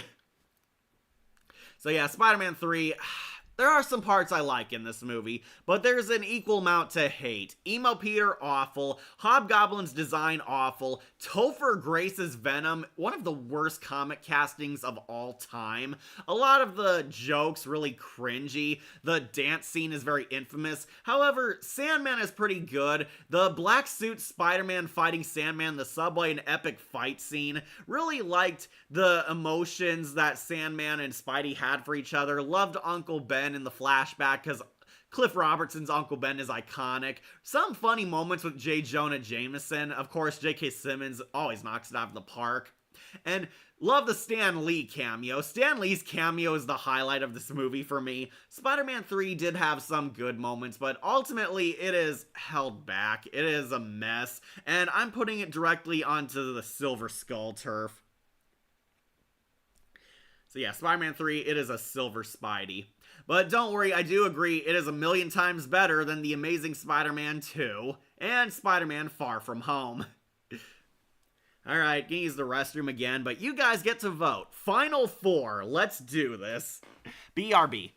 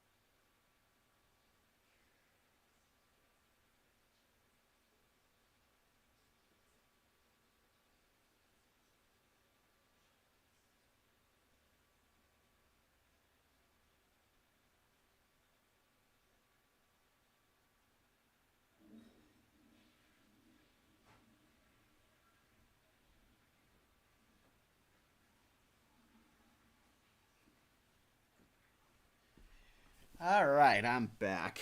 I always saw the 11 stupidest moments in Spider-Man movies by Nostalgia Critic. Yeah, that was a great video and pretty accurate. Alright, I'm back.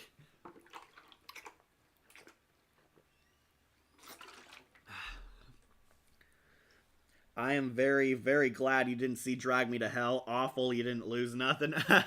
Okay, I heard some people love it, some people hate it. Yeah, if you're new here, all the Evil Dead trilogy is S tier. Spider-Man 1 and 2 are also S tier. We just got done with Spider-Man 3. It is Silver Spidey. There's some good things, but a lot of bad. And Don't Breathe, which I didn't care for. So far, haven't had an F tier or a meh yet, but we're getting there. And these ones I never saw. Sorry I haven't seen a lot of these, but I included some extra ones. These ones I have seen. Alright, so let's get this out of the way. Oz the Great and Powerful. Okay, so I have kind of mixed feelings about Oz the Great and Powerful. Some say it is Sam Raimi's worst movie of all time. People put this very low on the list. However, watching it, I didn't really entirely hate it. I thought it did have some good moments. I really liked the supporting cast in this more than James Franco's Oz. For those of you who don't know, Oz the Great and Powerful is a prequel origin story for the Wizard of Oz. It is the Wizard's origin story, how the Wizard came to the land of Oz and became the great protector, the wise sage hero of the land. It is the Wizard's origin story. We see Wicked is so much better. Knew you liked that, James. Okay, it is James Franco, Harry Osborn. He is the Wizard. The Wizard is this troublemaking, mischievous douche, this evil womanizer. He is a fraud. He is a selfish douche. He is a petty jackass at times. The wizard is basically this very not nice guy. Oz the Great and Powerful. It's visually great, and that's about it. Everything else is just meh and not that good. Okay, so I like the supporting cast of this movie. Joey King from The Haunting Hour. She's the China girl. I liked the monkey guy. And I thought the Glinda the Good Witch actress, she was very pretty. And she was actually one of the few likable characters in this. Mila Kunis, Meg Griffin as the Wicked Witch of the West. Awful. Really awful miscasting. Alright, so Oz, I'm gonna put onto dark meh. Yeah, amazingly, I do not consider it his worst film ever. There are some good ideas and some fun in this, namely when it feels like a Wizard of Oz movie. That is when it's very entertaining. So, like I said, the wizard is kind of this fraud. He's a phony magician. He's a douche. He's a womanizer. He's a scumbag. Basically, Oz's life has gone down the crapper. We see in the black and white real world that Oz is a total phony and nobody likes him. He has very awful toxic relationships. He screwed things up with his one true love, and basically he pissed off the wrong people. He tried to steal the strongman's girlfriend. The strongman and a clown try to kill James Franco. He barely escapes in his hot air balloon from the original movie, and of course the wizard gets sucked into a tornado, teleporting him to the land of Oz. In this world, the land of Oz is ruled by the Wicked Witches. The witches are trying to conquer the realm of Oz, and Oz is mistaken for a great hero, a chosen one champion who will come out of the sky and restore peace and love among the world of Oz. Counting Return to Oz. Yeah, Oz the Great and Powerful. It's visually great, and that's about it. Everything else is just meh and not that good. Yeah, so this is one of the biggest Sam Raimi CGI fest movies, and yeah, it is one of those films where everything is digital, everything is CGI, and a lot of it does look fake, but there's a lot that does look good too. A lot of the CGI that interacts with the actors looks good. I think the China girl and the monkey man actually look pretty well designed. Unfortunately, some of the backgrounds are where the fakeness starts to seep in. Like, weird, did Sam Raimi just recycle the green screens from Xena for this movie? Disney doesn't know what to do with The Wizard of Oz, as they made 2 movies and didn't do much for the story. Well, you didn't like the Muppets in The Wizard of Oz? Counting Return to Oz. I thought Return to Oz had some good moments, namely the nightmare fuel, but yeah, it wasn't that great a movie. Also, I'm trying to figure out what the other 2 to the right are. It looks like Multiverse of Madness, and I can't tell what the other one is. Oh, this is Darkman, Multiverse of Madness, and Crawl, the crocodile movie. Sam Raimi did produce it, so yeah, we're counting it. So, Oz the Great and Powerful, it's the wizard's origin story. He's teleported into the world of Oz, and basically it's the wizard's redemption arc and hero origin. He's this awful person who's becoming nicer and becoming a noble hero. He needs to shape up into the hero Oz needs, while getting into wacky hijinks along the way. During his journey, he recruits wacky Oz characters. We meet Joey King from The Haunting Hour as the China girl, and boy, do I feel so sorry. I'm so sick of seeing Joey King show up in crap. She's like a very good actress, but she's always in terrible movies. It is just a darn shame. However, her China girl is one of the few good characters in this. She's like this adorable porcelain doll girl, and we meet the monkey guy. He was based off of the magician's assistant. He's this cute, adorable dork guy who worships the wizard. He owes him a life debt. They're both kind of con artist pals like they were in the real world. I thought Wizard of Oz was owned by Warner Brothers. Well, it was owned by a lot of people. Even Universal owned it briefly. MGM that owned it. Okay, The Wizard of Oz versus Alice in Wonderland. Alice would probably win because we haven't had a good Wizard of Oz since the first movie back in the 1910s. And basically the villains are the Wicked Witches. We meet Rachel Weisz, who is the sexy Wicked Witch of the East. She's actually the corrupt ruler of Oz. She took over the kingdom. We meet Mila Kunis as the Wicked Witch of the West, and yes, Sam Raimi tries to pay tribute to Wicked. The Wicked Witch of the West used to be a socially awkward, shy, nice girl who wanted to be good. She wanted to love. Mila Kunis was horribly miscast in this role because you can't unhear Meg Griffin. Basically, Mila Kunis plays this pretty shy girl who falls in love with the wizard, but then is completely betrayed by him, finds out that he's not the hero she idolized, and Rachel Weisz uses this against her, corrupts her sister into becoming an evil witch like her.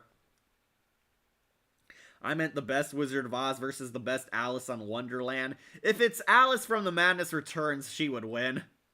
Well, I remember Ozpin from Ruby feel like What's a Cool Wizard of Oz? Yes, sorry. Very miscast. Yeah. Mila Kunis as the Wicked Witch of the West. Another awful miscast. It is as bad as Topher Grace as Venom or Vince Vaughn's Norman Bates. For one, Mila Kunis is not scary. She was not scary on American Psycho 2, and she's not scary as a cartoon evil witch. She couldn't even, do the laugh. I believe someone else dubbed the Wicked Witch laugh for her because it so obviously doesn't sound like Meg Griffin. Yeah, basically, the Wicked Witch, they try to take a page out of Wicked. The Wicked Witch of the West used to be a good girl. She wanted to do nice things. She doesn't fit in. She falls in love with the Wizard of Oz, but Rachel Weisz reveals that the wizard flirted with her too, gave her a music box he gives to women telling them it's special so he can get in their pants, basically. She finds out that she was just the wizard was gonna use her and toss her aside, and this turns her evil. She takes a bite of a poison Snow White apple, and Mila Kunis mutates into the evil green meanie witch we all know and fear, except she looks very awful. Bad miscasting. She does not look good as the Wicked Witch. She becomes green and becomes a cackling psychopath who now wants the wizard dead. The wizard is duped into trying to kill Glinda the Good Witch. Rachel Weisz tricked the wizard by telling him that Glinda was the evil witch that cursed their land. But no, Glinda reveals she's actually the good witch. She befriends the wizard and his company, revealing that he's been played, where they form their ragtag bunch of misfits hero team to topple Rachel Weisz and Mila Kunis' empire. Oh yeah, the laugh was definitely dubbed. Yeah, you can really tell. Where's the Tin Man, Scarecrow, and Cowardly Lion? Well, the Cowardly Lion has a cameo. He's that weird CGI mountain lion that's trying to kill the Monkey Man. Yeah, that is supposed to be the Cowardly Lion. The wizard saves the Monkey Man from a lion that's attacking him, and uses a firework to scare the lion off, and this is what turns the lion into a coward. Yes, seriously. That guy was the Cowardly Lion. The lion becomes a coward and runs away from a firework, and he saves Monkey Man. Then, later, the Scarecrow does have a cameo. They're using an army of scarecrows to march across these poppy field sleeper flowers, and yeah, one of them looks a lot like the original Scarecrow, so that was supposed to be him. This movie is not defying gravity. Can you do a mini or micro review of The Wizard of Oz? The old one. Okay, the old one is a classic. It is a legendary musical. It is fun, it is campy, it is over the top, but it is a cute family film. It is a nice, fun children's adventure. Has its scary moments, has its heartwarming moments, and has its good lessons about not being afraid to explore the open world and being brave, that you've always had the power to do great things within you. The first movie, it is a classic, it is a legend film, and it definitely deserves its high praise. The prequel, not so much. It is not the worst movie I've ever seen, but it is pretty blatant that Sam Raimi did not know how to do a great fantasy epic. At least in the world of Oz. He could do it in Xena and Ash Williams, but not here. Judy Garland killed it. Yeah, she did. So, the Scarecrow has a cameo. I believe this old tinkerer guy is supposed to be the Tin Man's creator, Bill Cosby or something. It's this wise old black guy. He's an engineer and he builds the wizard his magician tech. He is implied to be the creator of the Tin Man because we see the Tin Man's heart is on his desk or something. Very weird, but yeah. Basically, the witches want to kill the wizard because they expose him as a fraud. He's not a hero. However, Glinda and the wizard team up, and he slowly undergoes a redemption arc, becomes a hero, realizes that he has to care about other people outside himself, where he tries to become the legendary Wizard of Oz legend. We see he works with this tinker guy. We see the little elf guy from Bad Santa helps him. Bruce Campbell has a cameo as one of the witch's guards. I think a midget like hits him on the head with a trumpet. That was about it. The China girl and the monkey man look up to Oz and they become friends. He actually respects them and actually starts doing heroic things.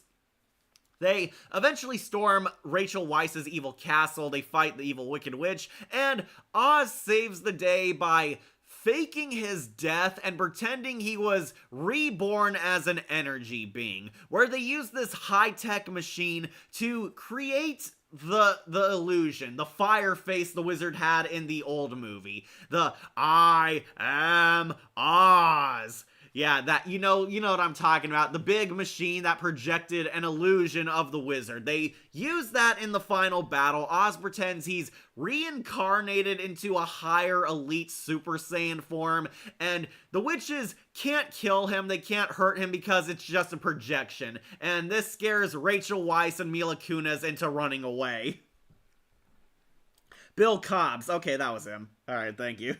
So yeah, that is how they defeat the witches. He uses the iconic wizard machine. He's hiding behind the curtain and using this projection and all that. The witches and their guards can't kill him because it's just a hologram. It's not really there. It's literally smoke and mirrors, and Oz uses his talents as a magician to prove he's a great wizard.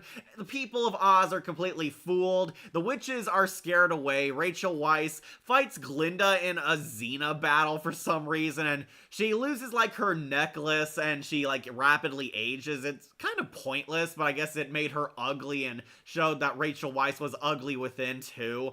Mila Kunis escapes, vowing revenge against the wizard, which you won't see until the original movie. Also, the ending, it's a ripoff of Tangled's ending. Wicked East turns old and falls off the tower like Mother Gothel. But you forget, James, Rachel Weisz didn't die because she's off to get crushed to death by a house. Yeah, so the witches are exiled, they run away, Oz is declared ruler of the land, and Oz decides he wants to stay here in this world, becoming their benevolent ruler, and in a weird moment, we get shipping moments where Oz and Glinda kiss.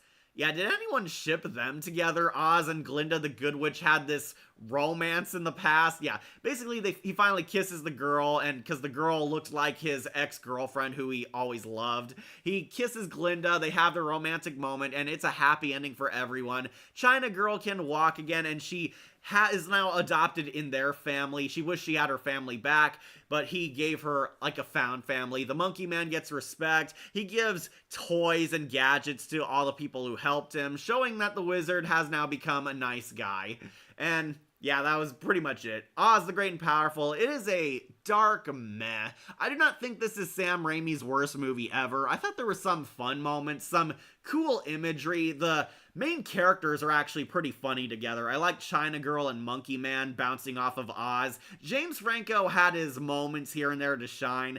I think Oz the Great and Powerful is just a meh movie. It's alright. It's just a dumb, fun family movie, but nothing super special.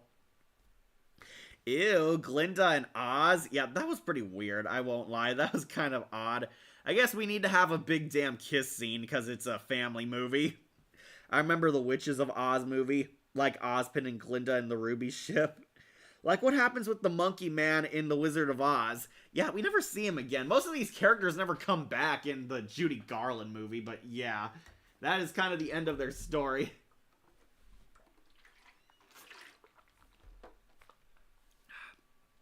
So, Oz the Great and Powerful, it is a dark meh, but it won't be the worst movie on this list.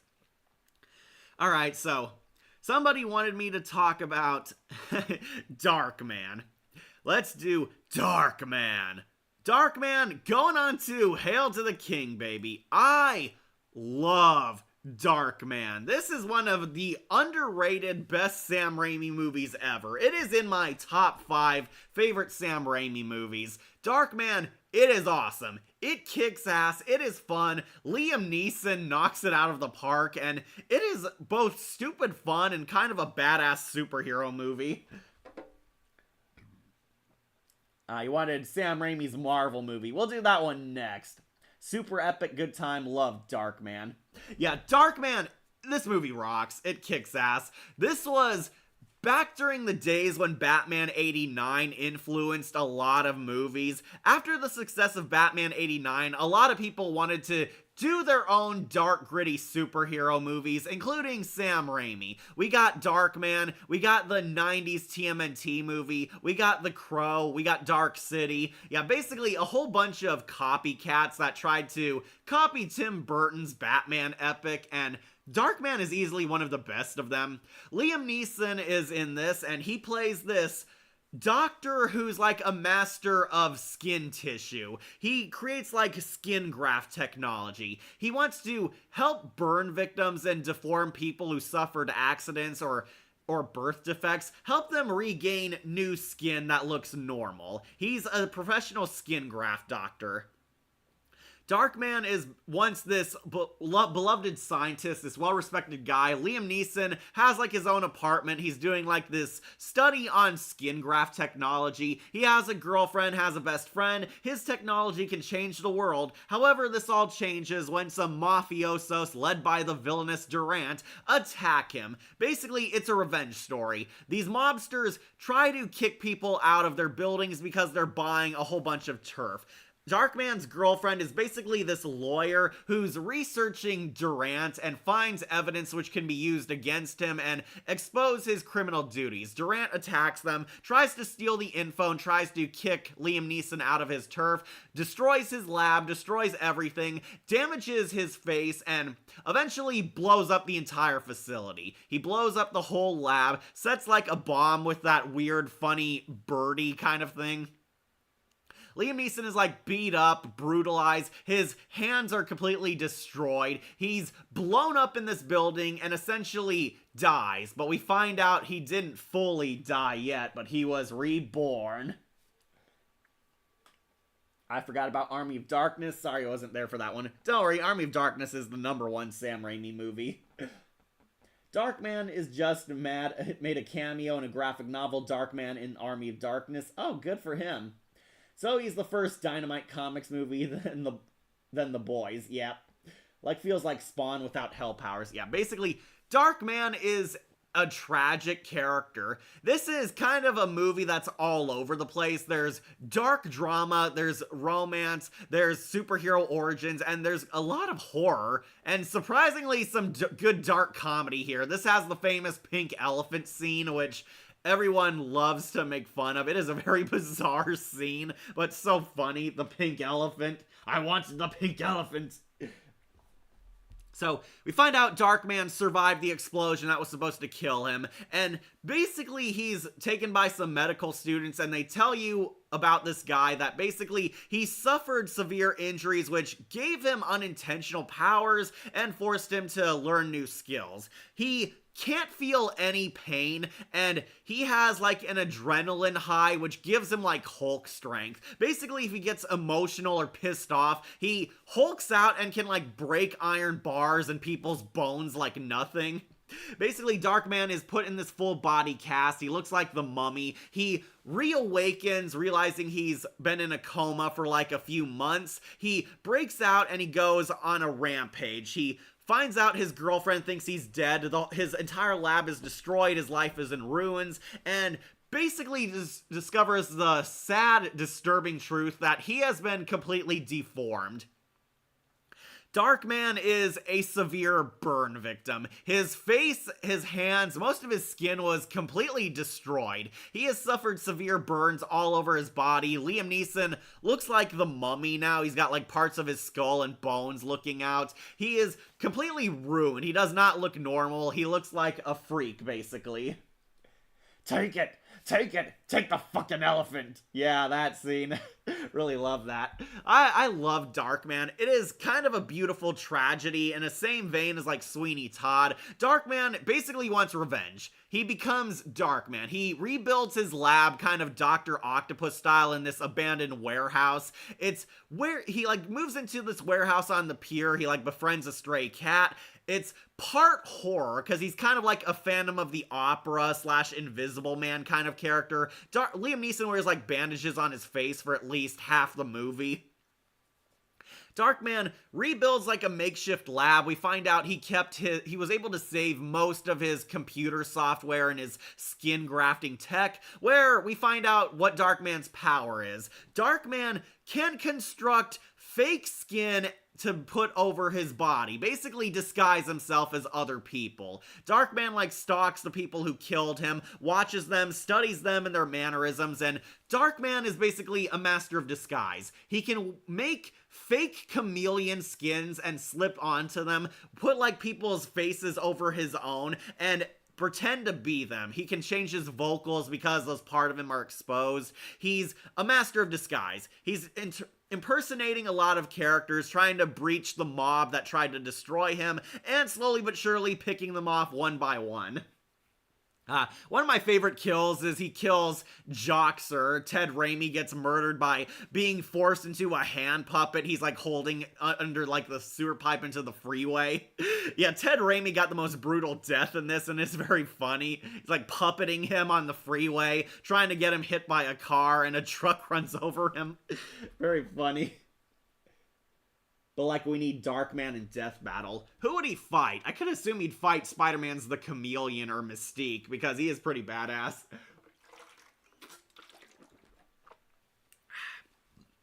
Alright, so anyways, Darkman basically gets revenge. It is a revenge flick, in a similar vein to The Crow. It's mostly about this guy struggling with his morality, getting revenge on the people who wronged him, bringing justice, but deciding whether or not he's a hero or a monster. Darkman has a morality struggle. Eventually, his skin graft tech allows him to resume his normal life, but this is Darkman's biggest weakness. The skin grafts only last like an hour. Like, I believe like 99 minutes. They said they were trying to get over 100 at the start, but yeah, like, it's temporary. His skin grafts are temporary. If he wastes too much time, the skins will basically melt away and disintegrate, which will expose his Master of Disguise powers. This is Darkman's one weakness. He can't permanently resume his life or permanently pretend to be these people. It is a time limit. Every time he tries using these, he nearly gets captured, nearly gets exposed, manages to use his wits and his badass skills to fight and escape.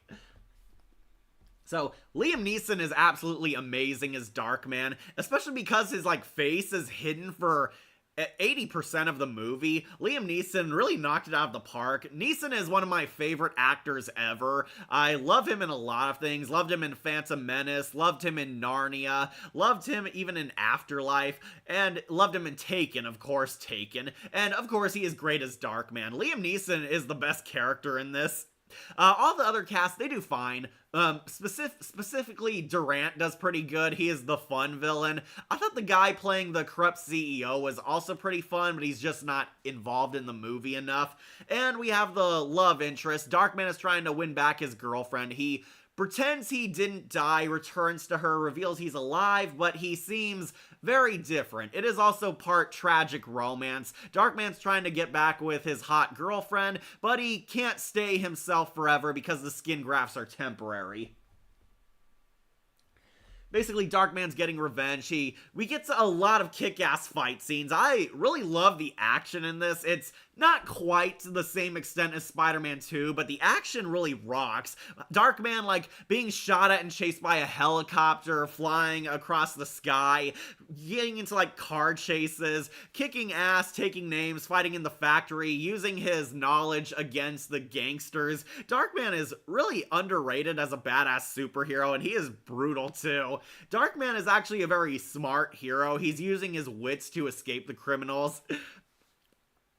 Durant proved to be very popular, that he actually came back in the sequel, somehow surviving a helicopter crash, but That's a story for another time. So yeah, Darkman, you get the idea. He's picking off these people one by one. Eventually, he kills Durant, but finds out Durant was working for some other guy. There's this higher villain, and surprise, it was the corrupt CEO who's trying to steal his girlfriend. We find out he took his girlfriend hostage. They're on top of like a construction site building a skyscraper, leading to one of the most epic climaxes ever. They're fighting like Donkey Kong style on this construction site, and Sam Raimi's directorial trademarks really shine through here.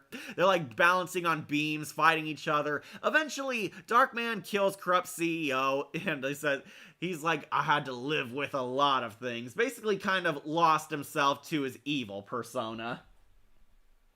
Yeah, Darkman actually does kill the bad guy in this. It is not a happy ending. Darkman succeeded at getting his revenge. However, he realizes he can't ever be normal again, and this did not bring him happiness. He kind of parts ways with his girlfriend and believes he's become too much of a monster to readjust to normal society. It is a bittersweet ending. Darkman stopped the villains, saved the day, foiled the evil crime bosses annexing scheme. They were trying to steal buildings to make this like utopia town. They were trying to take people's businesses, killing people and all that.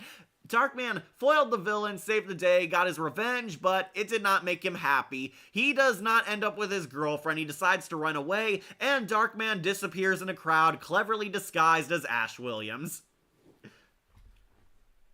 Hey, Kat, I see you're doing another tier list to one of my personal favorite directors. Yeah, Sam Raimi's awesome. We're just getting over Darkman.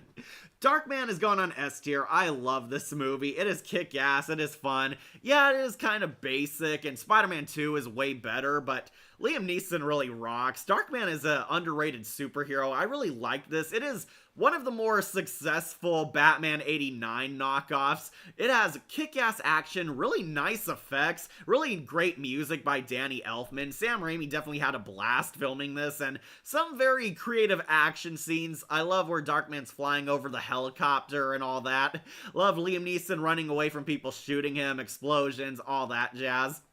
Darkman is one of the underrated Sam Raimi movies, so it is going on Hail to the King. Is The Quick and the Dead on here? Unfortunately, I'm putting it in Never Saw because I did not see it. Yeah, some of Sam Raimi's movies are going down here. I have not seen Don't Breathe 2, A Simple Plan, Crime Wave, For Love of the Game, Drag Me to Hell, The Gift, or The Quick and the Dead. Sorry, I have not seen it. I didn't even know For the Love of the Game even existed until doing this list. Alright, gonna use my restroom break, but let's do the final two. You guys cast your vote. Do you want to end on a high note or a sour note? I'll be right back.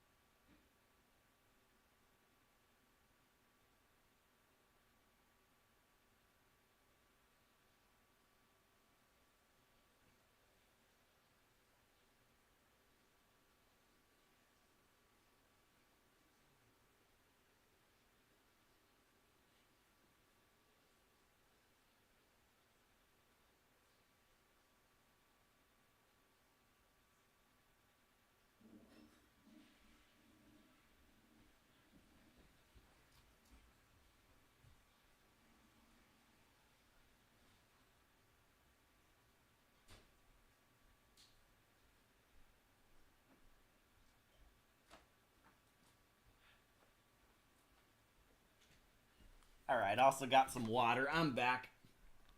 You want Crawl. Okay. Highly recommend The Quick and the Dead, especially with the guy that played the villain in that film. Yeah, Gene Hackman. R.I.P. for him and Lex Luthor. Yeah, I have not seen The Quick and the Dead. I'm sorry I haven't watched it.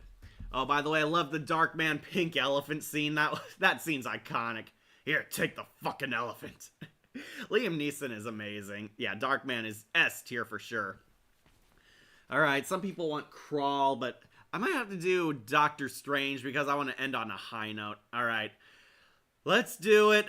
Doctor Strange, Multiverse of Madness, going on to Swallow This. Yep, I think this is easily one of Sam Raimi's worst movies ever, and it is one of the biggest letdowns of the MCU. So, after years of not directing any superhero movies, suddenly Disney hired Sam Raimi to do a sequel to Doctor Strange. You know, a movie he had no involvement on. Doctor Strange 2 is building up the threat of the multiverse because Disney was really sure Kang the Conqueror was going to be their endgame villain. Doctor Strange 2 is a follow-up to the first movie, and ironically, it has nothing to do with the first movie. It has more to do with WandaVision, because Wanda Maximoff the Scarlet Witch is the real main character of this movie. He really should have directed No Way Home. I mean, come on. Yeah, fully agree. Doctor Strange, Multiverse of Madness, it is awful. It is a bad movie. It is a complete mess. It is tonally confused. It is way too long. It focuses way too much on the Scarlet Witch and made her very unsympathetic, especially after WandaVision. And it pretty much screwed Doctor Strange out of his own story arc. Doctor Strange is kind of a side character in this. It's mostly about Wanda. Wanda, after the events of WandaVision, oh yeah, you gotta watch the Disney Plus TV shows now, too. Apparently after WandaVision, after mind controlling an entire town, Doctor Strange completely forgives her, acts like it never happened. Wanda is sad because she wants to find her kids. Wanda apparently had 2 twin children who she loved and cared for back in WandaVision, and she believes they have to exist somewhere out there. Where the villain of the story is pretty much the Scarlet Witch. The Scarlet Witch wants to travel across the multiverse to find her children who may or may not exist. I guess she's going to kill the Wanda who's raising them so she can adopt her twin babies back to her. However, in a twist, they find out Wanda is the villain, and her traveling across the multiverse has caused a whole bunch of mayhem upon the multiverse as a whole. So basically we meet America Chavez, who, by the way, is pretty much a plot device. She's a non-character. America Chavez has the ability to cross multiverses. She can jump portals and open those portals up in alternate dimensions. Scarlet Witch is the mysterious villain hunting her down because she wants to harness her portal energy powers to find the right dimension which has her children in them. Obviously this is wrong because America Chavez is a naive child and Wanda will destroy the multiverse doing this. So, Doctor Strange is recruited because he is the Sorcerer Supreme. He is the master of the universe, and only he can stop Wanda. They try to fool you into thinking Shuma Gorath is the villain, but spoilers, Shuma Gorath shows up in the first 5 minutes and dies. Yeah, Shuma Gorath, one of the greatest Marvel villains, he's killed. He's a punk kill, he's a starter villain, basically goes out in a very horribly gruesome way for a family movie, gets like his eye stabbed out. It is very gross and very creepy. Yeah, Shuma Gorath dies. He's used as a fake out villain. You're led to believe he's the one because Shuma Gorath is a cosmic Lovecraftian monster. Nope, he dies, and basically Doctor Strange is trying to find out who the real villain is. He teams up with America Chavez, and Doctor Strange is basically butthurt for half the movie because his hot ex-wife is moving on and marrying some other guy. Like it's an acronym of mom. Yeah, because Wanda wants to be a mom. Is it just me, or is Billy and Agatha giving me off the Jaden and Yubei vibes of Yu-Gi-Oh! GX? I wouldn't know that because I kind of quit the MCU thanks to movies like this being crap.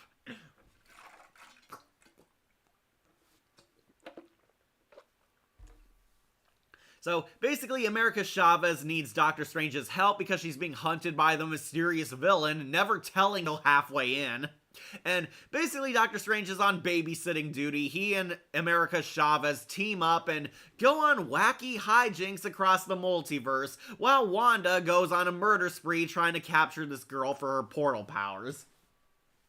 By the way, America Chavez's origin, it is so stupid and cringy, it made me laugh so hard. Basically, America Chavez comes from this alternate universe where a lesbian utopia society exists, and Chavez unlocked her powers because, I kid you not, a bee scared her, causing her to freak out and open a portal, which killed her lesbian moms. Yes, it is as stupid as it sounds out loud. It is so hilariously bad. It made me laugh so hard. Yeah, so America Chavez is basically an orphan. She has like this story arc where she thinks her lesbian moms might be alive and she's traveling the multiverse to find them, saving that for a sequel that's probably not gonna happen because the MCU's in the crapper. I prefer America Chavez from the animated series of Spider-Man, the recent one. You talking about that weird Disney Plus one where they all look like weird comic-y characters? Like his name is Gargantos. Yeah, that was Shuma Gorath. His real name's Shuma Gorath, and that's who I'm calling him. So basically, Doctor Strange and America get into wacky, goofy multiverse hijinks. Ash Williams bumps into them once where they force him to use his hands to beat himself up because, get it? That was from Evil Dead, when Sam Raimi made good movies.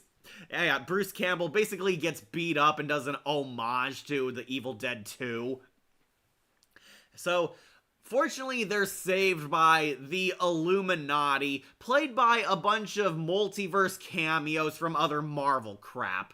The Illuminati, which I was actually looking forward to until we saw what they did with them. Patrick Stewart's Professor X comes back, which I was hyped about.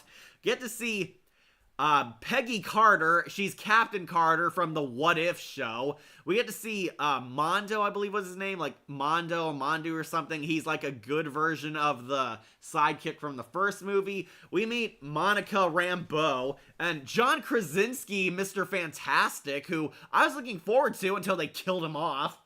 And easily my least favorite, one of the Inhumans guys. There's like this weird guy with like a booming voice.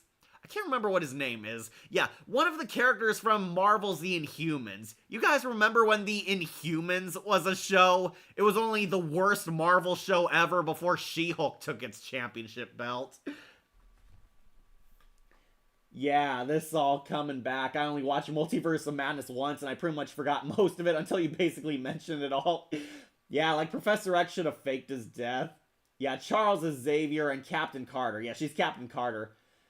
Black Bolt, that was his name. Black Bolt and Mr. Fantastic got killed. Yeah, they all got killed. Black Bolt, that was his name, yeah. It's basically a whole bunch of cameos from better Marvel stuff, plus Black Bolt from Inhumans.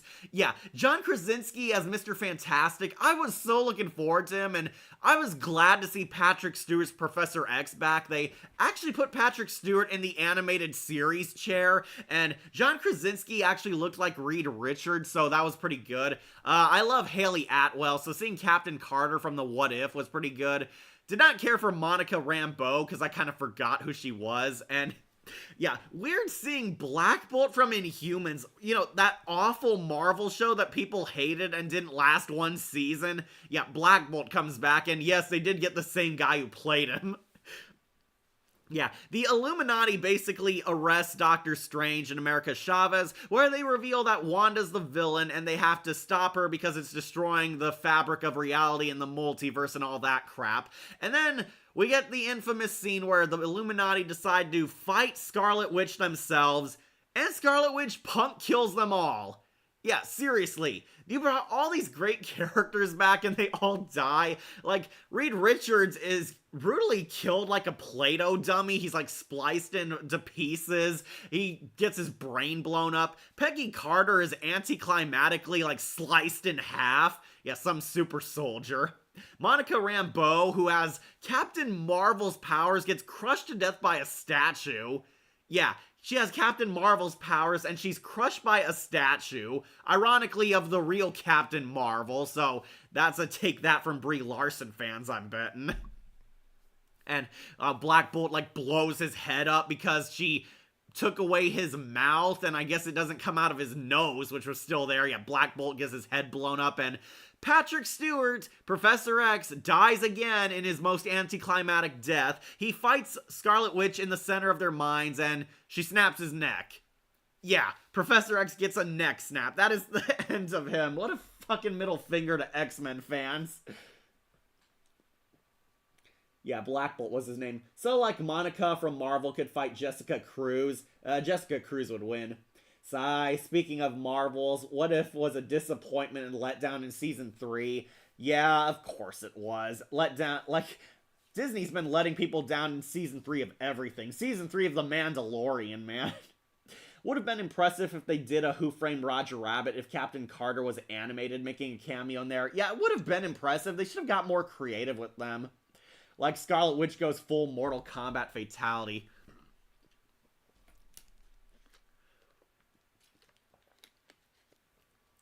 Needed some water, so yeah.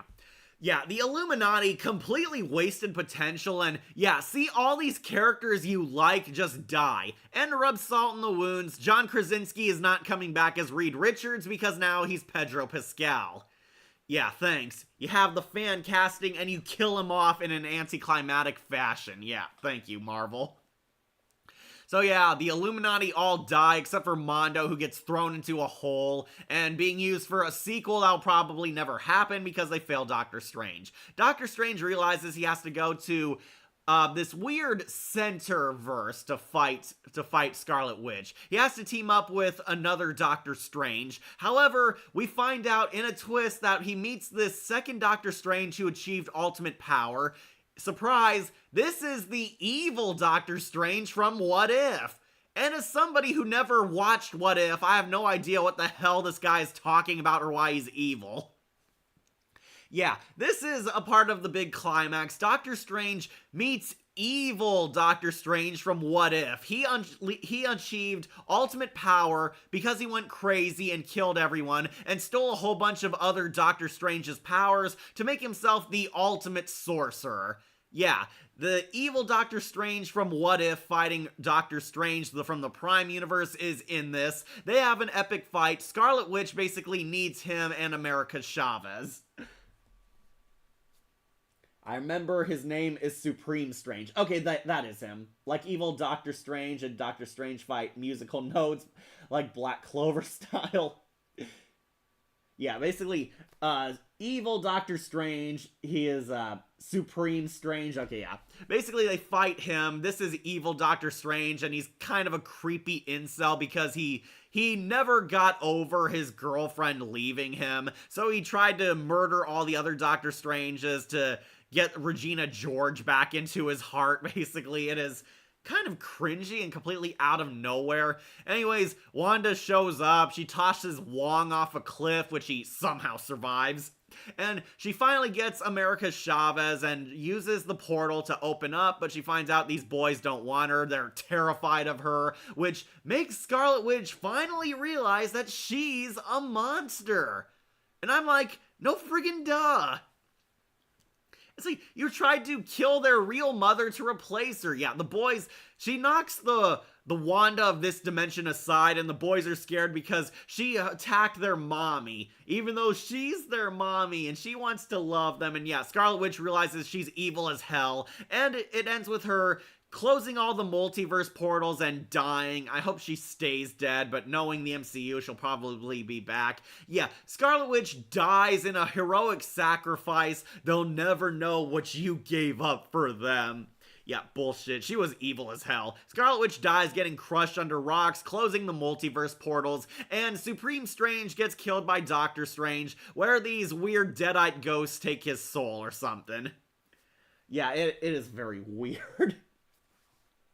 Strange Supreme, he was called. His What If episode in the season 1 was very good. Yeah, that's who he fought, but guys, to be real, do you think anyone is going to know that? Like, Disney keeps referencing their Disney Plus shows for these Marvel movies, and Doctor Strange Mom got it easily the worst because Black Bolt from the Inhumans, one of the worst shows, came back, and Peggy Carter from What If is in this, and Supreme Strange is the final boss for Doctor Strange in this. And Yeah, if you've never seen What If, you are not going to know what the hell he's talking about or why he's so important. It is basically Disney relying on you seeing everything ever, and that did kind of affect me watching the movie. I have not watched What If in my life. I had to look it up and found out, oh, this is the same evil Doctor Strange from What If appearing in a live action movie. Yeah, Marvel starts to feel like homework, especially the Marvels, where you have to watch WandaVision, Captain Marvel, and Secret Wars, and the Miss Marvel show. It's like, it's too much, guys. Too bad he didn't have the cockroach cape, though. More money to animate, yeah. Like Zombie Strange is cool, yeah, with the weird third eye. Like, Kingpin also wants his family back, and Miguel O'Hara wants his daughter back. Yeah, Scarlet Witch basically wants children who never friggin' existed, and spoilers, these children might exist because one of them's in Agatha all along. I have not watched that because I have good taste. I'm glad Firestar is safe from Scarlet Witch kill count. Yeah, me too.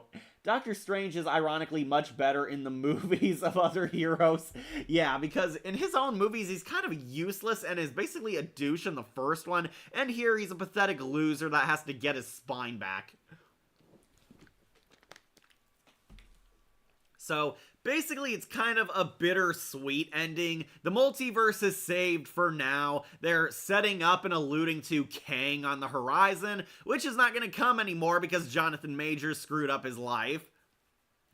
Doctor Strange saves the day and he's all happy now. He makes peace with his ex-girlfriend Regina George. He's finally retiring as the Sorcerer Supreme until in the twist ending he gains his Mind Eye.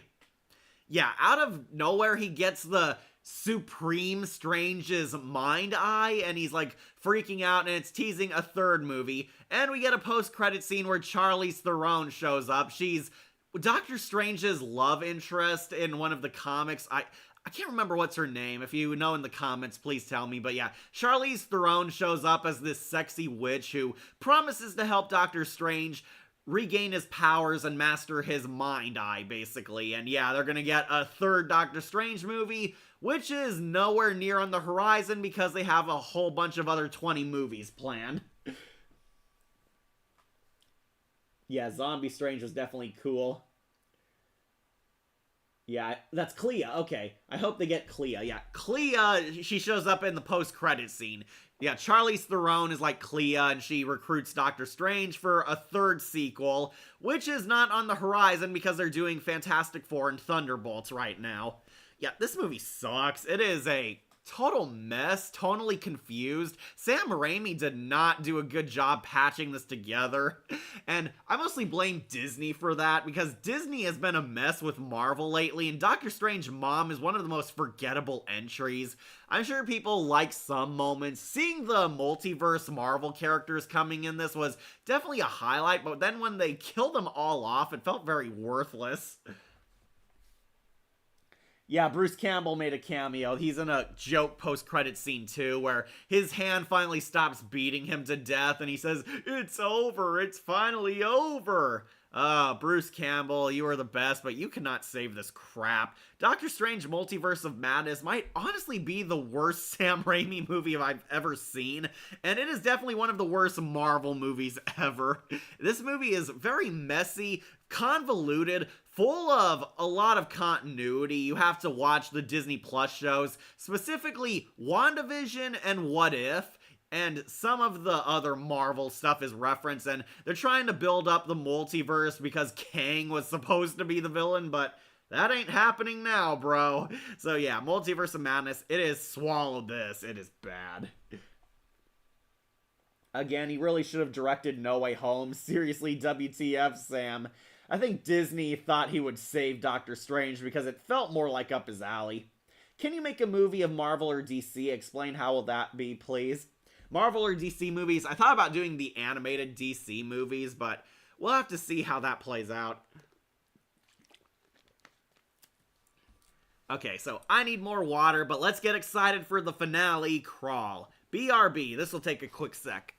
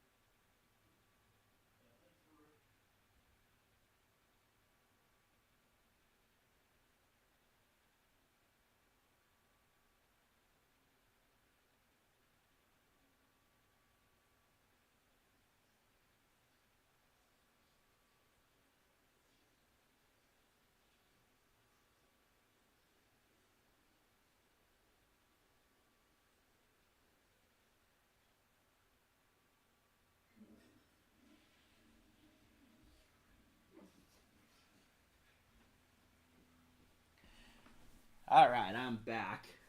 Ah, yes, Crawl, like the Shallows, but with gators. Yep.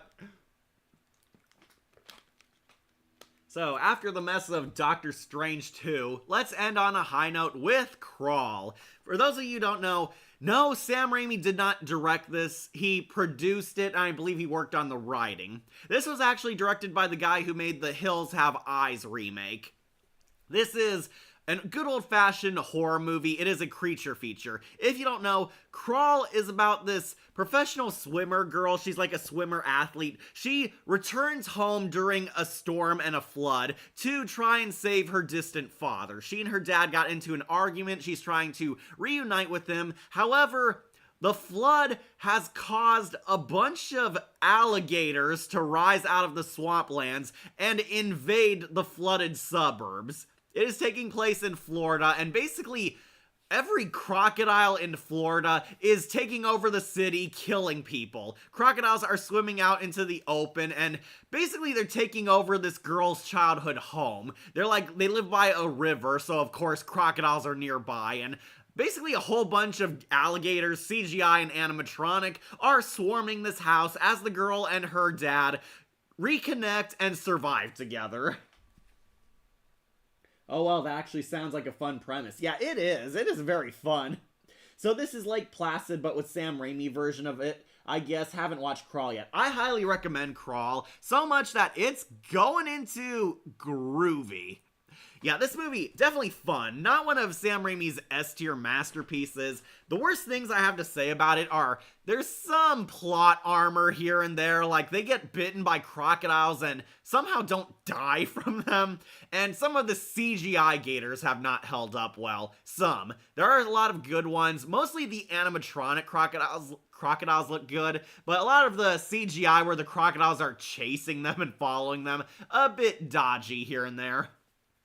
So, Crawl is a good old-fashioned creature feature movie, basically a survival horror. This girl who's a professional swimmer, she's trying to swim through her flooded home, trying to get through the neighborhood, and a whole bunch of crocodiles are basically swimming out and hunting people. The crocodiles are basically eating people, attacking random civilians. They're swimming all across the suburbs. Very scary shots. The crocodiles in this are very creepy. They are full-blown vicious predators. The little girl and her dad are basically trapped in their childhood home. She's trying to overcome her inner demons while also fighting these evil crocodiles.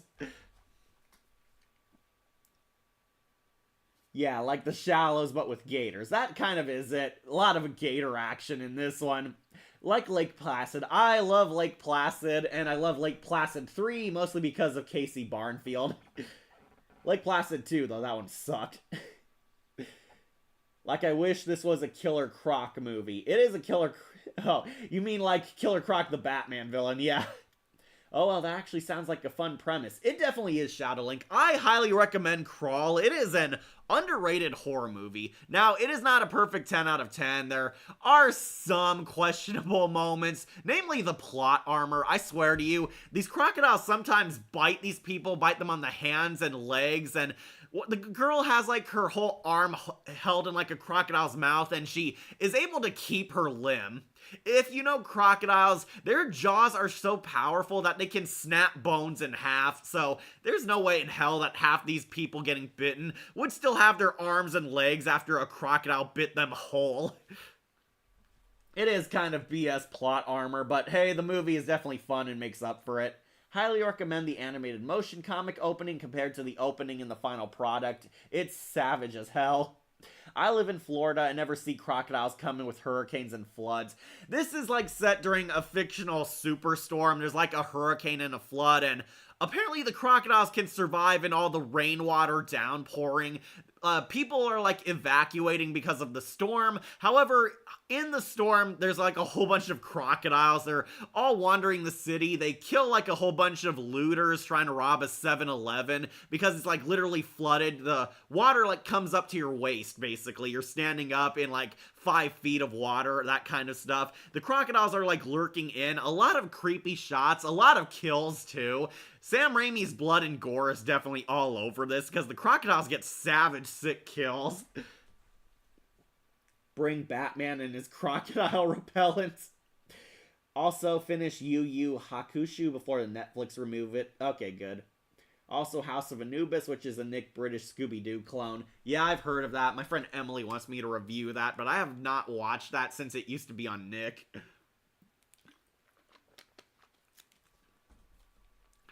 So anyways, it is fun. The crocodiles are basically infiltrating the house. They find out they're in the basement. The dad was trying to like patch a hole in the basement. We find out that this hole was not a small thing. There are crocodiles breaking through the house. The house is like built next to a lake, and basically the crocodiles tunneled through this lake and are breaching through the wall. They like took over the basement Evil Dead style. The girl goes down there and finds out there are crocodiles. They're trying to escape. They're literally hiding in like crawl spaces because the crocs can't reach there. They're so massive, their heads can't even fit. Basically, trying to crawl around the basement. She's trying to patch the hole. We get a very intense scene where she finds out there's a crocodile nest in the area where they've been breaking through. She gets rid of like the babies. One of the babies like snaps and bites her. Really intense scene. She crawls out through the sewers. Basically, they get trapped in the basement when the crocs destroy the only stairway up, Evil Dead style again. She has to swim out through the sewers and into, like, the river, which, spoilers, is infested with crocodiles. Basically, she has to use her swimming skills to outswim the crocs. And, yeah, this is where her arc kind of comes into play. She's using her swimming skills and mastering her fear of, like, her past and the water and all that to conquer them, basically. She's trying to survive the crocodiles. The flood eventually rises higher and higher before the crocs even swim like upstairs, take over the house. We get a cool shot of them breaking through the windows. She makes it up. Her dad nearly dies. He finally gets like his arm almost bitten off and broken. Crocodiles are very savage. A lot of it creature feature horror. It is very intense and really good looking effects. Yet once more, a lot of deaths. A rescue team tries to help them. They get gruesomely mauled by like 10 gators jumping them. Really gnarly. Hi, I didn't see a lot of his movies, so I admittedly didn't watch a lot of this stream. Hey, Blacksmith, glad you made it. We're talking about Crawl. I hope you review Crawl for 31 Nights, Blacksmith. Also, the sniper from Saving Private Ryan is in this as the dad. Okay, that is the sniper guy, okay. Like Nick and Disney tried to do Scooby-Doo clone, but get ended and beat Scooby-Doo. I think Gravity Falls was one of their better Scooby clones. Yeah, Blacksmith Orange, we're about to wrap up. We're on Crawl. Basically, the little girl uses her swim moves to defeat the mother crocodile who, like, has her in, like, a spin. She uses her swimming knowledge to survive its jaws, and she is able to lift her dad all the way up to the roof where they get away from those crocodiles, and rescue copters finally come for them. So, girl and her dad finally make amends. She realizes that her swimming career did help save her life, and she conquered her inner demons, faced her past, and survived an ordeal of crocodiles. The crocodiles, once the flood dies down, the crocodiles head back into the river, leaving on a scary vague note that this was Mother Nature and all that. No sequel bait, surprisingly, so that was very good. Crawl is a pretty good standalone film. It is a good creature feature. I actually highly recommend checking this out for a good old-fashioned killer crocodile movie. One of the best we've had since Lake Placid, so that's for sure a good thing. Sam Raimi did not direct this, but he did executively produce, and I believe he wrote for it. But we're putting it onto Groovy.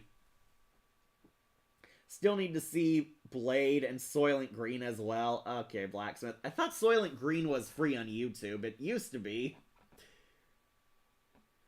Glad you can make it, Blacksmith Orange. Is Soylent Green a straight-up horror tale? People have considered it many things. A horror film, a sci-fi, even I've heard some call it a fantasy. Soylent Green is a dystopian horror movie. It takes place in, like, a future where we find out that this perfect future is very corrupt and not very nice, and dark things are happening behind the scenes. I'd say it's more of like a neo-noir thriller slash dystopian horror. It takes place in, like, the not-too-distant future, and we find out the government is evil and doing shadowy things. Don't want to spoil the twist if you haven't watched it, but it has a very iconic horror line. Anyways, yeah, Crawl, it is groovy. Highly recommend it if you love creature features, killer crocs at their finest. And Sam Raimi's blood and gore and intense badass action is definitely in this, so we're putting it on Groovy. So yeah, that pretty much completes this list. Talked about all of Sam Raimi's movies, including ones that he only produced. Did not talk about The Grudge, but I believe he only financed those movies. He didn't have input like the rest of these. So yeah, we'll go over it one last time if you haven't seen any. Never saw. I'm sorry, but I never saw The Quick and the Dead, The Gift, Drag Me to Hell, For Love of the Game, Crime Wave, A Simple Plan, or Don't Breathe 2. Just haven't watched these, don't really have much to say. If you want to see The Gift, Katie Holmes apparently shows her boobs in that. So thank you, Harold and Kumar.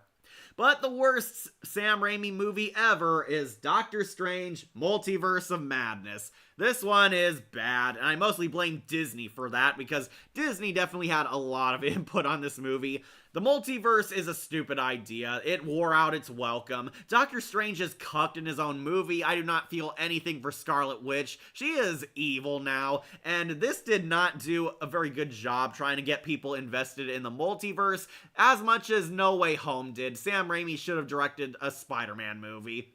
But what are you gonna do? This one swallowed this. A lot of dystopian stories have some horror elements. This Room 101 scene in 1984 was basically a torture scene using rats. Yeah, Blacksmith, then you might like Soylent Green. This was fun, Kat. Yet another great tier list. Sorry I could have only made it at the end. Can't wait to see Piano Lessons Can Be Murdered review. That one is up on Patreon. We have 2 to 3 Goosebumps reviews on Patreon right now. Yeah, I got 2 new videos coming out you for Goosebumps. The one is up on Patreon right now. The other one's coming. And Wolfad did Piano Lessons Can Be Murdered. It is available on Patreon too. Check it out. Got a lot of Goosebumps coming. Then we have Dark Meh. Oz the Great and Powerful. I didn't think it was as bad as everyone else thought, but not one of Raimi's best. It is not that bad a prequel. It has its fun moments, has its creative imagination, but ultimately kind of falls flat. Mila Kunis as the Wicked Witch is easily the worst part about this. It is our only Dark Meh. Silver Spidey. Sorry, Blacksmith Orange. I did not like Don't Breathe. I thought it was okay. It is mostly held up by the premise and Stephen Lang as the scary blind man, but the main final girl, she is just too unlikable for me to root for. I did not like the protagonists / the anti-heroes in this. They are no better than the evil rapist blind man is. Don't Breathe is, I think it's highly overrated. It is a cool premise, but that's about it. Then, Spider-Man 3. Yeah, this one had its good moments, but it had a lot of bad moments. Stan Lee is definitely the funnest cameo in this. I do think Sandman is pretty awesome too, but Venom was horribly butchered, and they did not do the Hobgoblin justice. Oh, and of course, Emo Peter definitely dropped it down here, so we're putting it right smack in the middle for us. And now we wait for a Steven Spielberg or George Lucas movie tier list. Might do George Lucas since he's not doing anything new. Are you going to make a tier list of the Saw trap victims? Probably not, because I have not seen Jigsaw or Spiral. Also, you should check out Beyond Belief, Fact or Fiction. It has a great premise. I think Blacksmith Orange recommended that. I tried Lost Tapes Blacksmith, but I did not get into it. I'm sorry, the documentary style is definitely not review-worthy. Okay, and Groovy, we have Crawl. Fun creature feature, really kick-ass, underrated horror film. Loved the killer crocodile concept. It is one of the greatest evil crocodile movies we've seen since Lake Placid 3. And the S tier. Hail to the king, baby. Sam Raimi's Golden Children. Evil Dead 1. It is a horror classic. It still is. It has held up very well after all these years. I know some people really love the remake, but I think Sam Raimi's first endeavor is definitely one of his best horror tales ever, and it helps that it is ultra dead serious and creepy. Not Hobgoblin, but New Goblin. That's what they call Harry's Goblin. I call him the Hobgoblin because that was what he was supposed to be. Highly agree. Anime night about Beyond Belief, Fact or Fiction. Haven't watched it.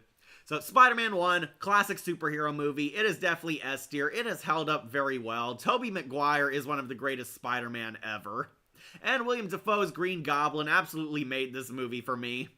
Then Evil Dead 2, Dead by Dawn, a horror comedy so good it actually made my top 10 list. I recommend my top 10 best horror comedies if you want a more in-depth look at it, but Evil Dead 2 really held up well. It is fun, gory craziness, and I still appreciate it. Darkman. I love Darkman. It is underrated. Easily in my top 3 favorite Sam Raimi movies of all time. Darkman is badass, fun, creative, and made me a bigger Liam Neeson fan than I ever was before. It is a kick-ass movie. Highly recommend Darkman, and I hope my friend Blacksmith Orange considers reviewing it.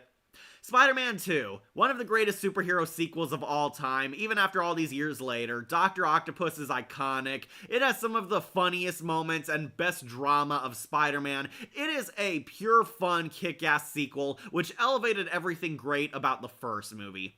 And our number 1 Sam Raimi movie, Army of Darkness. Was there really any doubt? Really kick-ass finale. Ash Williams at his best. Bruce Campbell really knocked it out of the park. The goofy effects actually made this so much funner. It is a kick-ass, wild, dark fantasy movie, and easily peak Sam Raimi. It is the king, baby.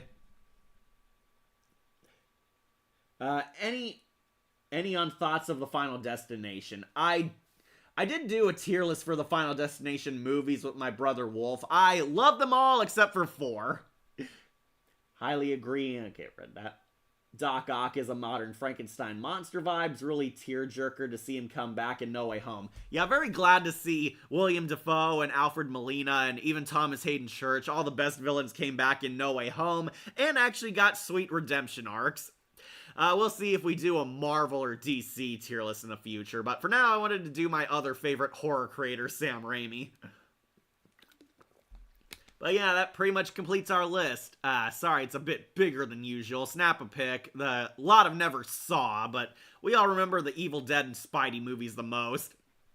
Worst is Doctor Strange, Mom, and best is Army of Darkness. That is number 1 Sam Raimi movie. So thank you guys so much for enjoying this tier list. We'll see what we do next time. If you don't know, I have a whole bunch of Goosebumps videos coming up. I have a Goosebumps video. We have Piano Lessons Can Be Murder. We have another Goosebumps surprise coming up. But yeah, some of them are on Patreon. Check them out if you can't wait. Otherwise, we'll see what we're doing from here on out. We'll also see what my next tier list is. I don't have one yet planned out. I want to do Elm Street, but I'm waiting for a friend to contact me.